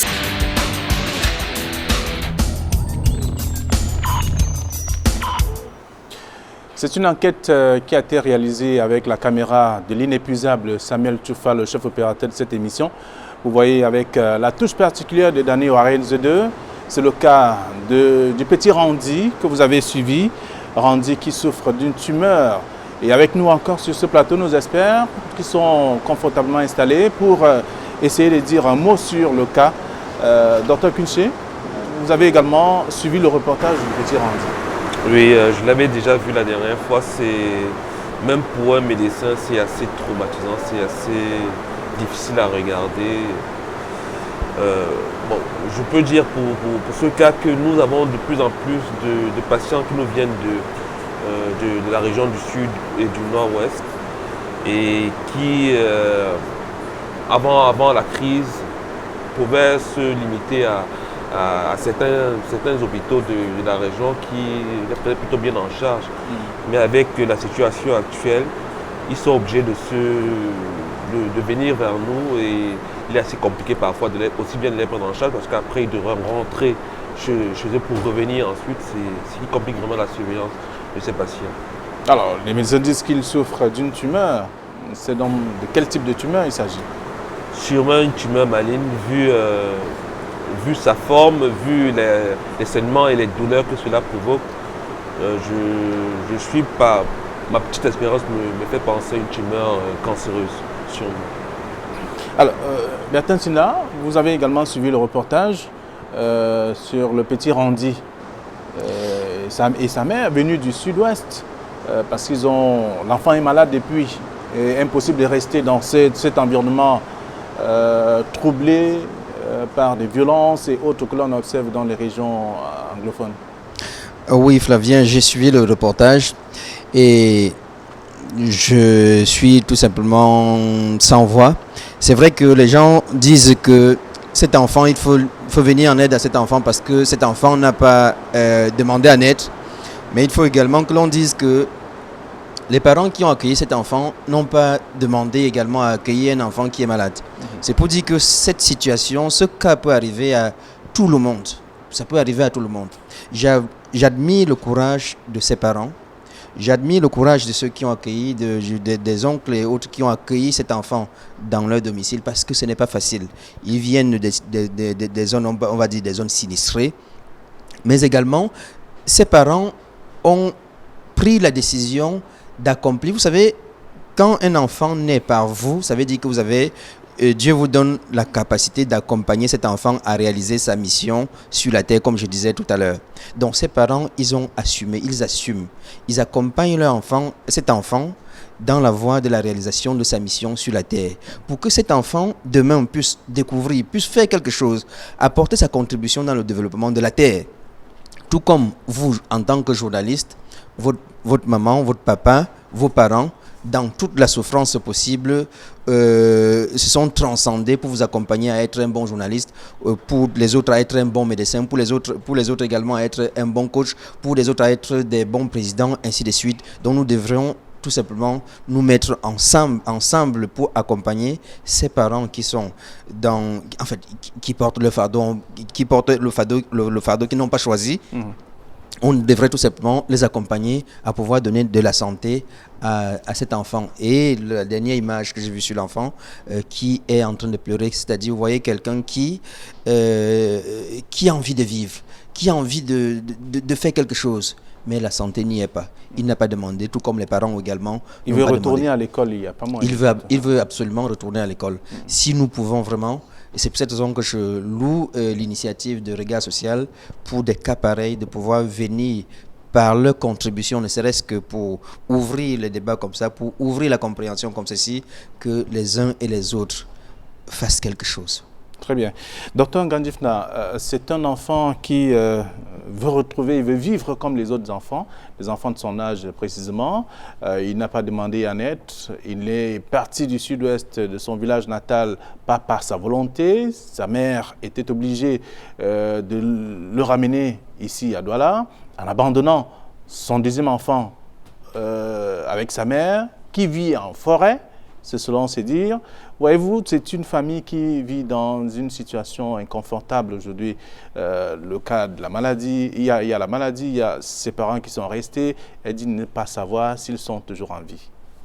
Je crois que cette famille décrit le mystère des 4 P, c'est-à-dire pleurer avec P, pleurer la pauvreté avec P, pleurer la paupérisation avec P, et pleurer finalement la promiscuité. Parce que imaginez le nombre de personnes qui vivent dans une seule pièce et que cela soit aggravé par une crise socio-politique. Je crois que c'est une douleur incisive, insoutenable que traverse le bonhomme. Maintenant, qui pourrait rester insensible face à cette charge, cette humeur que porte cet enfant naïf qui n'a rien fait pour supporter ce supplice. Donc véritablement, chacun de nous devrait se sentir par identification à cet enfant pour dire si c'était le nôtre, quelle devrait être notre position. Regardez ce visage naïf, ce visage stoïque.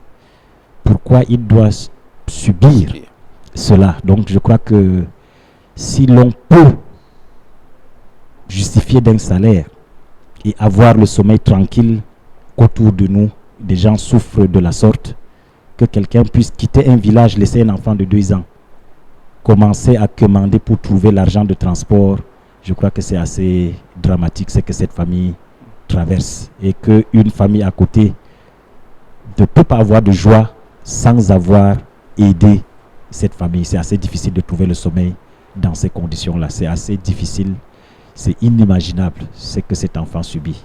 Alors, l'enfant, je veux dire, ce qu'il traîne comme maladie dégage une odeur qui ne laisse personne indifférent. On voit bien à travers les témoignages de son oncle, la femme de son oncle, les enfants même de la maison. Il veut être avec tout le monde, mais il est difficile parce que ce qui dégage de lui ne permet pas à la famille de rester... Je n'ai pas voulu prolonger le commentaire en laissant le soin à ceux qui ont prêté le serment d'Hippocrate de le dire, mais je crois que de la naïveté du sociologue, je crois que le pu qui pourrait se dégager peut constituer un facteur d'infectiosité. Donc je crois que ça peut être contamineux parce qu'il est difficile de dire que tout pu, tout contact, et puis ce sont des enfants. Ils utilisent, je crois que les mêmes chaises, certainement ils dorment quelque part, peut-être c'est au médecin de nous dire, mais je pense de la naïveté du sociologue que c'est même exposer ceux qui sont dans cette famille-là, ceux qui partagent les mêmes outils, les mêmes ustensiles, ceux qui partagent le même environnement, le même biotope, je crois qu'ils sont autant exposés. D'où l'urgence d'une prise en charge de ce cas vraiment patent, vraiment flagrant et qui crève l'œil. Donc je crois qu'il y a l'engagement de la vie des autres membres de cette famille. Le médecin peut-être nous dira peut-être le contraire, mais d'un avis neutre, d'un avis d'amateur, je crois que cette famille est également exposée. Docteur Cuchet? Oui, c'est vrai. Vu la nécrose sûrement de la tumeur, il est sûrement infecté. La masse doit être infectée et les microbes évidemment peuvent se retrouver partout. Donc il y a évidemment des risques pour la famille quand même de développer des infections assez sérieuses. Mais je préfère quand même modérer mes propos en disant que il ne faudra pas aussi stigmatiser l'enfant. Le risque est assez faible, est assez minime. Et en respectant juste des mesures d'hygiène tout à fait classiques, se nettoyer, se laver les mains après avoir approché l'enfant, avant de manger, même si on est dans la maison, avec l'enfant, je pense que c'est largement suffisant pour éviter une quelconque infection. Il ne faudrait pas stigmatiser cet enfant, surtout pas. Oui, vous voulez... C'est le médecin qui a parlé, on se souscrit, mais il y a quand même quelque chose qui reste. Est-ce que dans l'approche de la médecine, on peut prendre les mesures d'hygiène pour éviter peut-être la contagion ou la contamination? Mais je crois qu'il y a quelque chose de précis qui a été quand même dit par la mère et dont on ne pourrait pas douter. Elle dit que ça dégage des odeurs nauséabondes. Est-ce qu'il y a une thérapie? Est-ce qu'il y a une protection? C'est assez difficile. Vous n'allez pas demander aux membres de la famille de se balader dans l'enceinte avec de cache-nez. Donc, pour réitérer le fait qu'il y a une urgence à ce que nous fassions quelque chose pour soigner le mal. Parce que l'odeur, on ne peut pas s'en séparer. On peut contrôler ce qui relève de l'hygiène, des virus, de ce que ça dégage, mais imaginez cette petite pièce et que la maman elle-même dise, je crois qu'en matière d'odeur, c'est difficile. Donc il y a l'urgence quand même d'agir pour que l'enfant soit pris en charge. Très bien, vous l'avez dit, donc il faut agir et c'est ce que les téléspectateurs de Regard Social ont l'habitude de faire et ils l'ont fait d'ailleurs. Et je vous invite à suivre donc la prise en charge puisqu'au lendemain de la diffusion de ce programme, de ce reportage sur les antennes d'Equinox et surtout dans le cadre de Regard Social, il y a eu des réactions des associations, des individus et tout le monde en tout cas a mis la main à la pâte pour trouver quelque chose, question de le prendre en charge dans les 2 ou 48 heures qui suivent donc la diffusion de cet élément. Juste après, nous allons revenir sur le même plateau et avoir la situation financière de ces derniers, du petit Randy.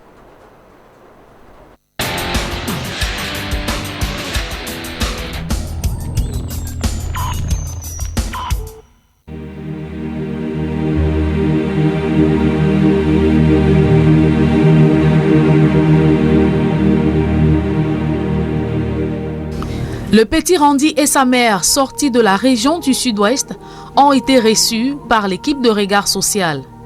Après le passage du cas social à l'émission, la souffrance de cet enfant de 9 ans qui traîne une tumeur a touché la sensibilité des âmes de bonne volonté, y compris des associations.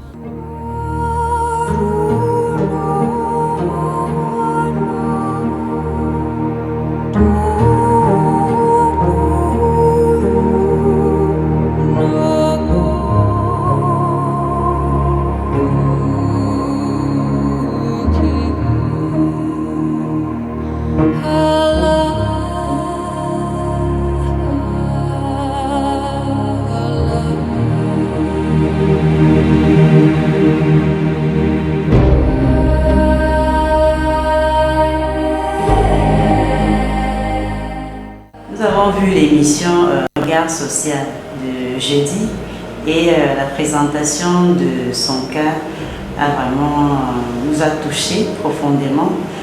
Et nous sommes membres d'une association, enfin beaucoup de membres de l'association heureusement voyaient l'émission en même temps, l'association GAP. Et dès le lendemain, nous avons réagi parce que nous nous sommes dit, en plus c'est un enfant qui est très malade et qui est un enfant déplacé. Et il fallait que nous fassions quelque chose pour aider dans la prise en charge. Et très rapidement, on a décidé de mobiliser les fonds, notamment 300 000 pour aider dans sa prise en charge.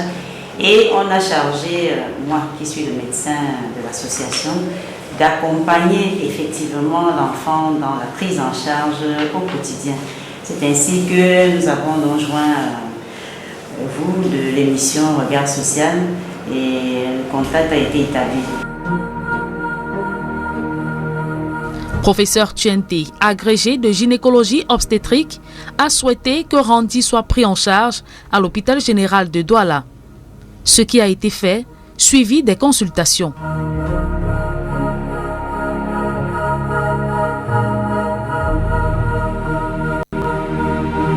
Quelques jours plus tard, il a été vu par le médecin généraliste. Nous avons fait appel au chirurgien thoracique parce qu'à l'auscultation, on avait une infiltration, l'impression que non seulement la grosse masse pariétale était présente, mais on avait l'impression d'avoir une infiltration des poumons.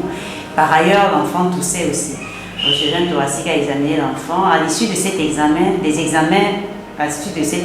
clinique, les examens paracliniques ont été prescrits pour avoir des précisions diagnostiques et notamment le scanner, une prise de sang.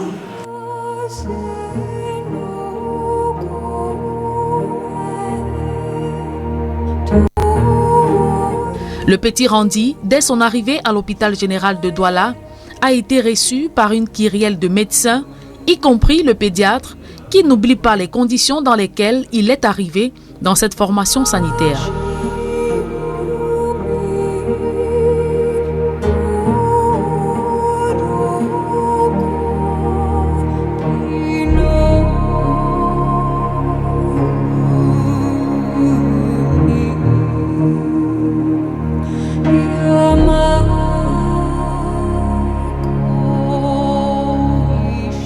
Un peu dans un état d'agitation et essentiellement dû à une hypoglycémie du fait qu'il n'avait pas mangé depuis la matinée pour son examen.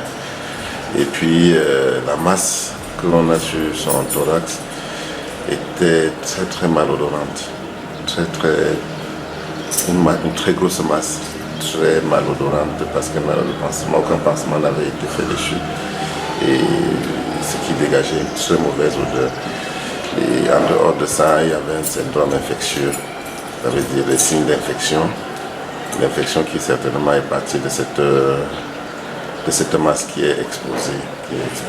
Professeur Tiente, gynécologue obstétricienne et membre de l'association qui contribue à la prise en charge de l'adolescent, révèle... Poussé à réagir très rapidement et promptement, c'était l'état dans lequel se présentait l'enfant.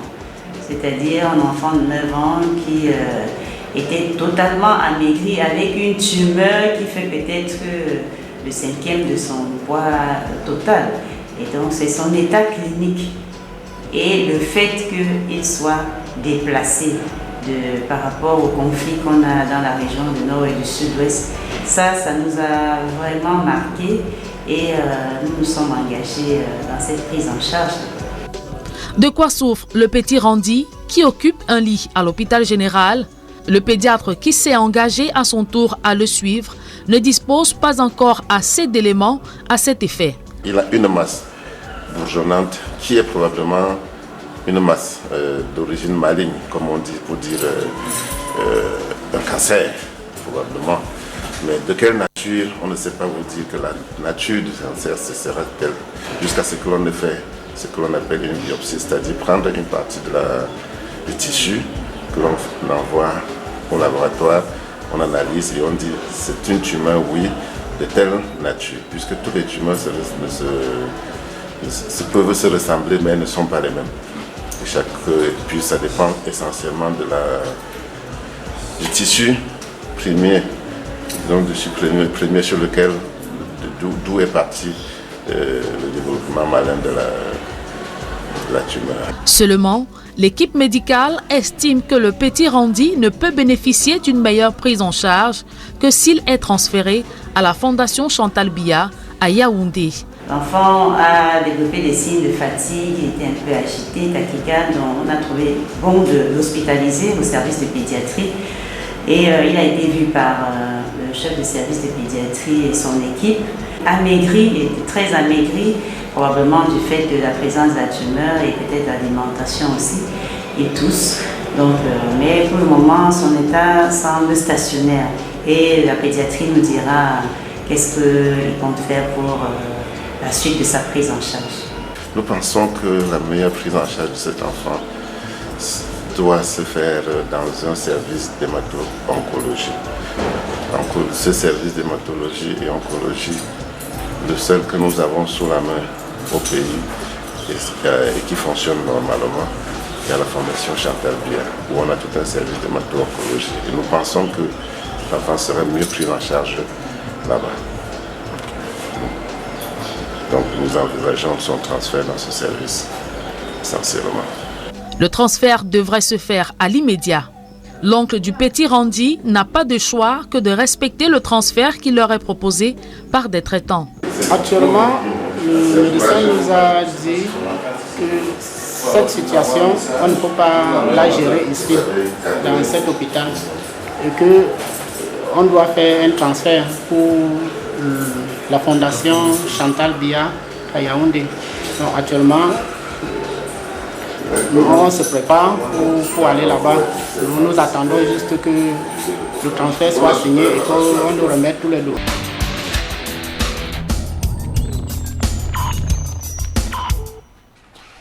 Dur de vivre cette situation, voyez-vous, c'est le petit Randy qui est souffrant. Il a bénéficié d'une prise en charge en ce moment à l'hôpital général de Douala et devrait bénéficier également d'une évacuation ou d'un transfert pour la Fondation Chantal Biya. Docteur Kunche, c'est déjà un pas, en tout cas, pour cet enfant. Exactement. Comme je l'avais dit initialement, il a été diagnostiqué. Bon, on suspecte actuellement une tumeur maligne, donc soit un cancer. Et dans ce cas-là, le seul centre actuellement en mesure de prendre en charge cet enfant est le centre de Yaoundé Chantal Biya, notre première dame. Et il devra sûrement bénéficier d'un traitement chirurgical, d'une ablation de la masse, suivi sûrement d'une chimiothérapie dans des conditions optimales, avec une technique et du matériel adéquat. On peut espérer quand même une récupération. On peut avoir un peu d'espoir. D'accord. Alors, Bertin Tinda, 30 secondes pour dire un mot sur ce premier pas qui est franchi, c'est-à-dire la prise en charge du petit Randy. Oui, je voudrais juste exhorter les parents du petit à être beaucoup plus forts, parce que si le moral est affaibli, le moral de l'enfant également va être totalement affaibli. Vous voyez l'enfant qui tient cette masse comme si c'était un sac à lui. Donc il vit avec. Donc les parents doivent être assez solides mentalement pour permettre à l'enfant psychologiquement d'être également très fort. Je vais saluer également les médecins, les vrais médecins tels que nous voyons, des professionnels, parce que eux aussi, je pourrais dire, sans peut-être exagérer, qu'après Dieu c'est le médecin, parce qu'ils donnent l'espoir, à l'enfant, au malade de pouvoir vivre. Et en dernière position, cette main invisible des contributeurs qui ont pu comprendre qu'on peut commencer en haut, on peut commencer au sommet et se retrouver dans les ravins, comme on peut commencer dans les ravins et se retrouver au sommet. Et tout le monde sait que ce cas peut arriver dans sa propre famille ou bien peut arriver à soi-même. Donc, j'encourage ces dernières personnes à pouvoir, c'est-à-dire que toute la population, à pouvoir contribuer à soutenir cet enfant dans cette situation extrêmement difficile. On l'a dit, il n'a pas désiré, il n'a pas choisi d'être comme cela. Et voilà quoi. Merci. Merci également à vous, docteur Gadjifna. Tout notre souhait, c'est que le plateau technique de l'hôpital vers lequel il a été référé puisse redonner l'espoir et la vie à notre bel garçon. Voilà. Merci. Vous n'allez pas partir. Irène Tembe est toujours avec nous sur ce plateau pour nous présenter la situation financière du petit Randy. Irène? Oui, Flavien. Vous êtes toujours là? Oui, je suis toujours là. Les différentes contributions depuis le jeudi 13 septembre 2019 sont les suivantes. Société Sokem Compagnie, 100 000 francs. Âme sensible, 2 000. Une ancienne de l'église de Nouvelle 3, 1 500. Dungo Viviane du Gabon, 10 000. Un chrétien de Bilonguet, 5 000. La fille du chrétien de Bilonguet, 3 000. Bienfaiteur de Yaoundé, 5 000. Bienfaiteur, 2 000. Couple chrétien de la paroisse Sainte Famille d'Orpassi, zone de recasement, 5 000. Ange félicité de Bonamou Sadi, 20 000. Nguemo Rufine, 1 000 francs. Un papa de Yaoundé, 10 000. Fankam Olivia, 3 000. Eno rue Frédéric Hanoï, 1 000 francs. Victor de Yaoundé, 5 000. Anonymous of Yaoundé, 12 000. Quelqu'un de bienfaisance, 2 000. Groupe caritatif Les 13e Apôtres du Christ, 25 000. Dassé Céline, 1 000 francs. Une maman de Bafan, 2 000. Gainfoué Daniel, 2 000. Élan de cœur à 4, 2 500. Yosa, 4 000. Chu Minier Aoudou, 10 000. André Simo, 10 000. Takem de Yaoundé, 5 000. Success Bilingual School de Moyoka, 5 000. Made Joou Laetitia, 2 000. Famille Enongene, 5 000. Maman Agnès de la Cité Sic, 10 000. Une bienfaitrice de Ndorpassi 3, 3 000. Famille Dongo, 10 000. Bienfaitrice, 10 000. Maman Mencha, 5 000. Bienfaitrice de Newton Aéroport, 40 000. Paul, 2 500. Famille Soné Randy de Boya, 200 000. Bertie, 1 000 francs. Lisette de Bonamou Sadi, 10 000. Jacobine, 2 000. Bienfaitrice, 5 000. Famille Kwekam, 20 000. Bienfaitrice de Makepe, 1 000 francs. Monsieur Emmaleux, 30 000. Fanta Sylvie, 2 500. Une famille à Libreville, 15 000. Famille Pekba, 5 000. Moïse et Kobol de la BP Cité de Douala, 2 600. Une maman de Presbyterian Choi de Siméon, 50 000. Bienfaitrice, 20 000. Bienfaitrice de la Côte d'Ivoire, 100 000. Une servante inutile, 2 500. Jean-Pois Pierre, 5 000. Bienfaitrice, 10 000. Un bienfaiteur, 5 000. Bienfaiteur, 10 000. Ma Félicité, 5 000. Enfant comblé, 1 000 francs. Bienfaitrice, 1 450. Caroline Guinfac, 1 000 francs. Ancienne de l'église évangélique, 5 000. Bienfaitrice from Bamenda Foncha Street, 2 500. Famille Noubissi de Saab, 2 500. Madame Gompe Anaël, 5 000. Ifoué, 5 000. Famille Aguebor, 2 500. Kemwe Major, 4 000. Ngam Assang, 5 000. Chakuna Patricia, 10 000. Une chrétienne de Noubel, 2 000. Famille Kenyé du Congo, 10 000. Famille Messiene, 7 000. Bienfaiteur de Tchang, 1000 métaux, 1000 francs. Charles Ketchasso, 1000 francs. Un chrétien de Petit Dibamba, 1250. Une bienfaitrice à Melon, 1000 francs. Famille Boé Isseng, 5 000. Homonyme des États-Unis, 52 000. Famille Hélène, 1250. Bienfaitrice, 5 000. La famille Yoma José Abertois, 5 000. Famille Tchapchep, 5 000. Famille Gimassia à San Melima, 1000 francs. Sonsa Collins, 1000 francs. Une chrétienne, 5 000. Virginia de Yaoundé, 2 000. Monsieur Samuel de Puboya, 1000 francs. Wamaba Chio à Bafoussam, 2 000. Famille Ngokwam de Boya, 10 000. Famille Ebontak à Kotobloc, 5 000. Monsieur Forchi Levinus Dakwa, 10 000. Kamake Daniel, 1000 francs. Maman Mekyo Mendom, 2 000. Baye Sanjon, 5 000. La famille Ngwe Geoffrey, 3 400. Une bienfaitrice à Yaoundé, 4 500. Famille Kemwe à Yaoundé, 5 000. Bienfaiteur, 25 000. Clémence, 5 000. Christelle Yatier, 5 000. Bila Lisette, 2 000. Et Sorazi Odza, 10 000. Anonyme, 4 000. Benoît Sepkap, 20 000. Famille Kwekam, 20 000. Bienfaitrice vivant à Ange Raphaël, 1000 francs. Comme Brigitte, 2 500. La petite Petchi Sarah de Ndorpassi 2, 5 000. John Paul, 2 000. Le Cordo Amanjo, 5 000. Pascal Le Combo, 2500. Et Christian of the PPC, 2 000. Mami Mac, 1500. Ngwese Evaris, 2 000. Munga Munga, 10 000. Langfou, 1000 francs. Moni M. Grace, 2 000. Un pasteur, 10 000. Famille Tché de Lorpom, 10 000. Raoul, 2 000. Paul à Yaoundé, 500. Un chrétien à Bonabéry, Divine Favor, 1000 francs. Élise Kemier, 10 000. Cabinet TMC Excel Pro, 5 000. Famille Nous-Dieu Christian à Limbe, 2500. Une dame de Douala, 2500. MNDS de Bafoussam, 1500. Bienfaitrice de Kouaban, 5000. Takui Elvis Fomelou, 2000. Veuve Ngassop Agni, 10 000. Femme solidaire, FK de Port-Gentil au Gabon, 20 000.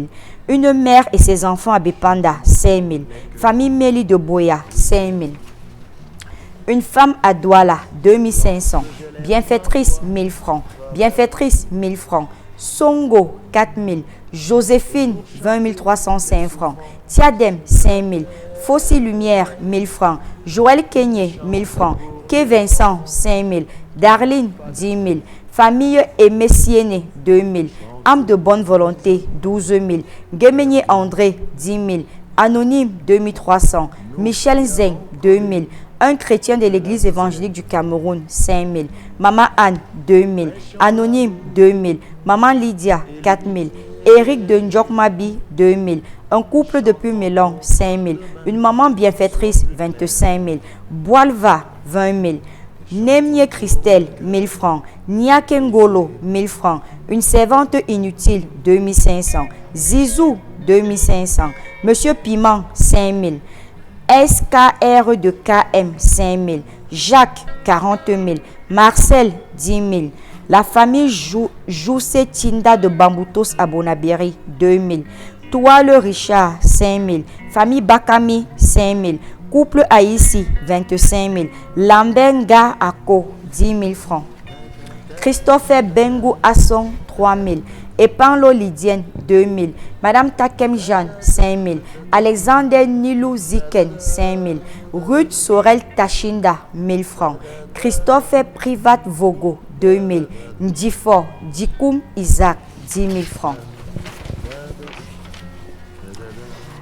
Nous avons un montant de 2 295 350 francs CFA pour le cas du petit Randi. Les dépenses déjà s'élèvent à un montant de 1 175 000 francs CFA. Actuellement, en caisse, nous avons 1 120 350 francs CFA. Et là, il s'agit de la situation financière du petit Randi. Tout à fait. Qui est donc en situation de prise en charge en ce moment. Tout à fait. D'accord. Merci donc aux hommes de bonne volonté qui contribuent et qui continuent davantage de le faire. Nous avons à l'instant l'arrivée de Ernest Ngando qui nous rejoint. Vous avez le micro. Bonsoir. Bonsoir. Vous arrivez au pas de course. Comment se porte... Vous êtes l'oncle du petit Randi, il faut le rappeler. Oui. Oui, comment est-ce qu'il va?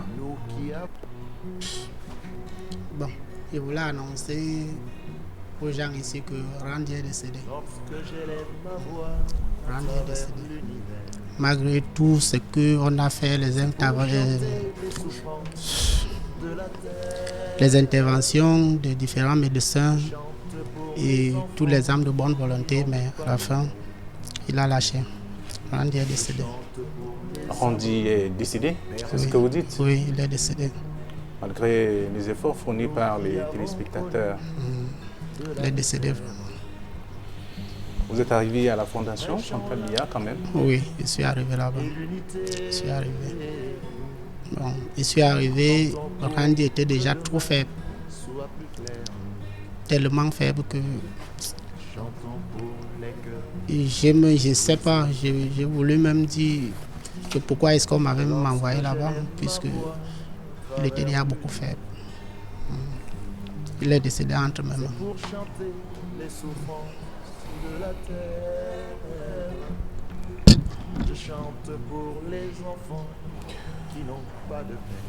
Madame, Monsieur, nous sommes arrivés au terme de cette autre édition de Regard Social. La triste nouvelle, elle tombe à l'instant, vous avez compris. Le petit Randy, pour qui on a fourni des efforts, a finalement rendu l'âme. Et donc, la maladie a eu raison de lui. Je voudrais remercier toute l'équipe technique qui m'a accompagné à réaliser cette autre édition de Regard Social. Je suis Flavien Ndongo. Bonsoir à tous. Élève ma voix à travers l'univers.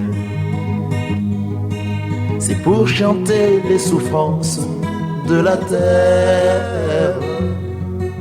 Je chante pour les enfants qui n'ont pas de père. Je chante pour les amours perdus.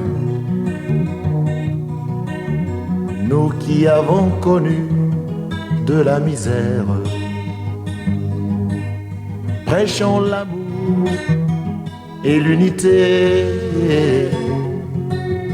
Chantons pour que demain soit plus clair. Chantons pour les cœurs brisés. Lorsque j'élève ma voix à travers l'univers, c'est pour chanter les souffrances de la terre. Je chante pour les enfants qui n'ont pas de père. Je chante pour les amours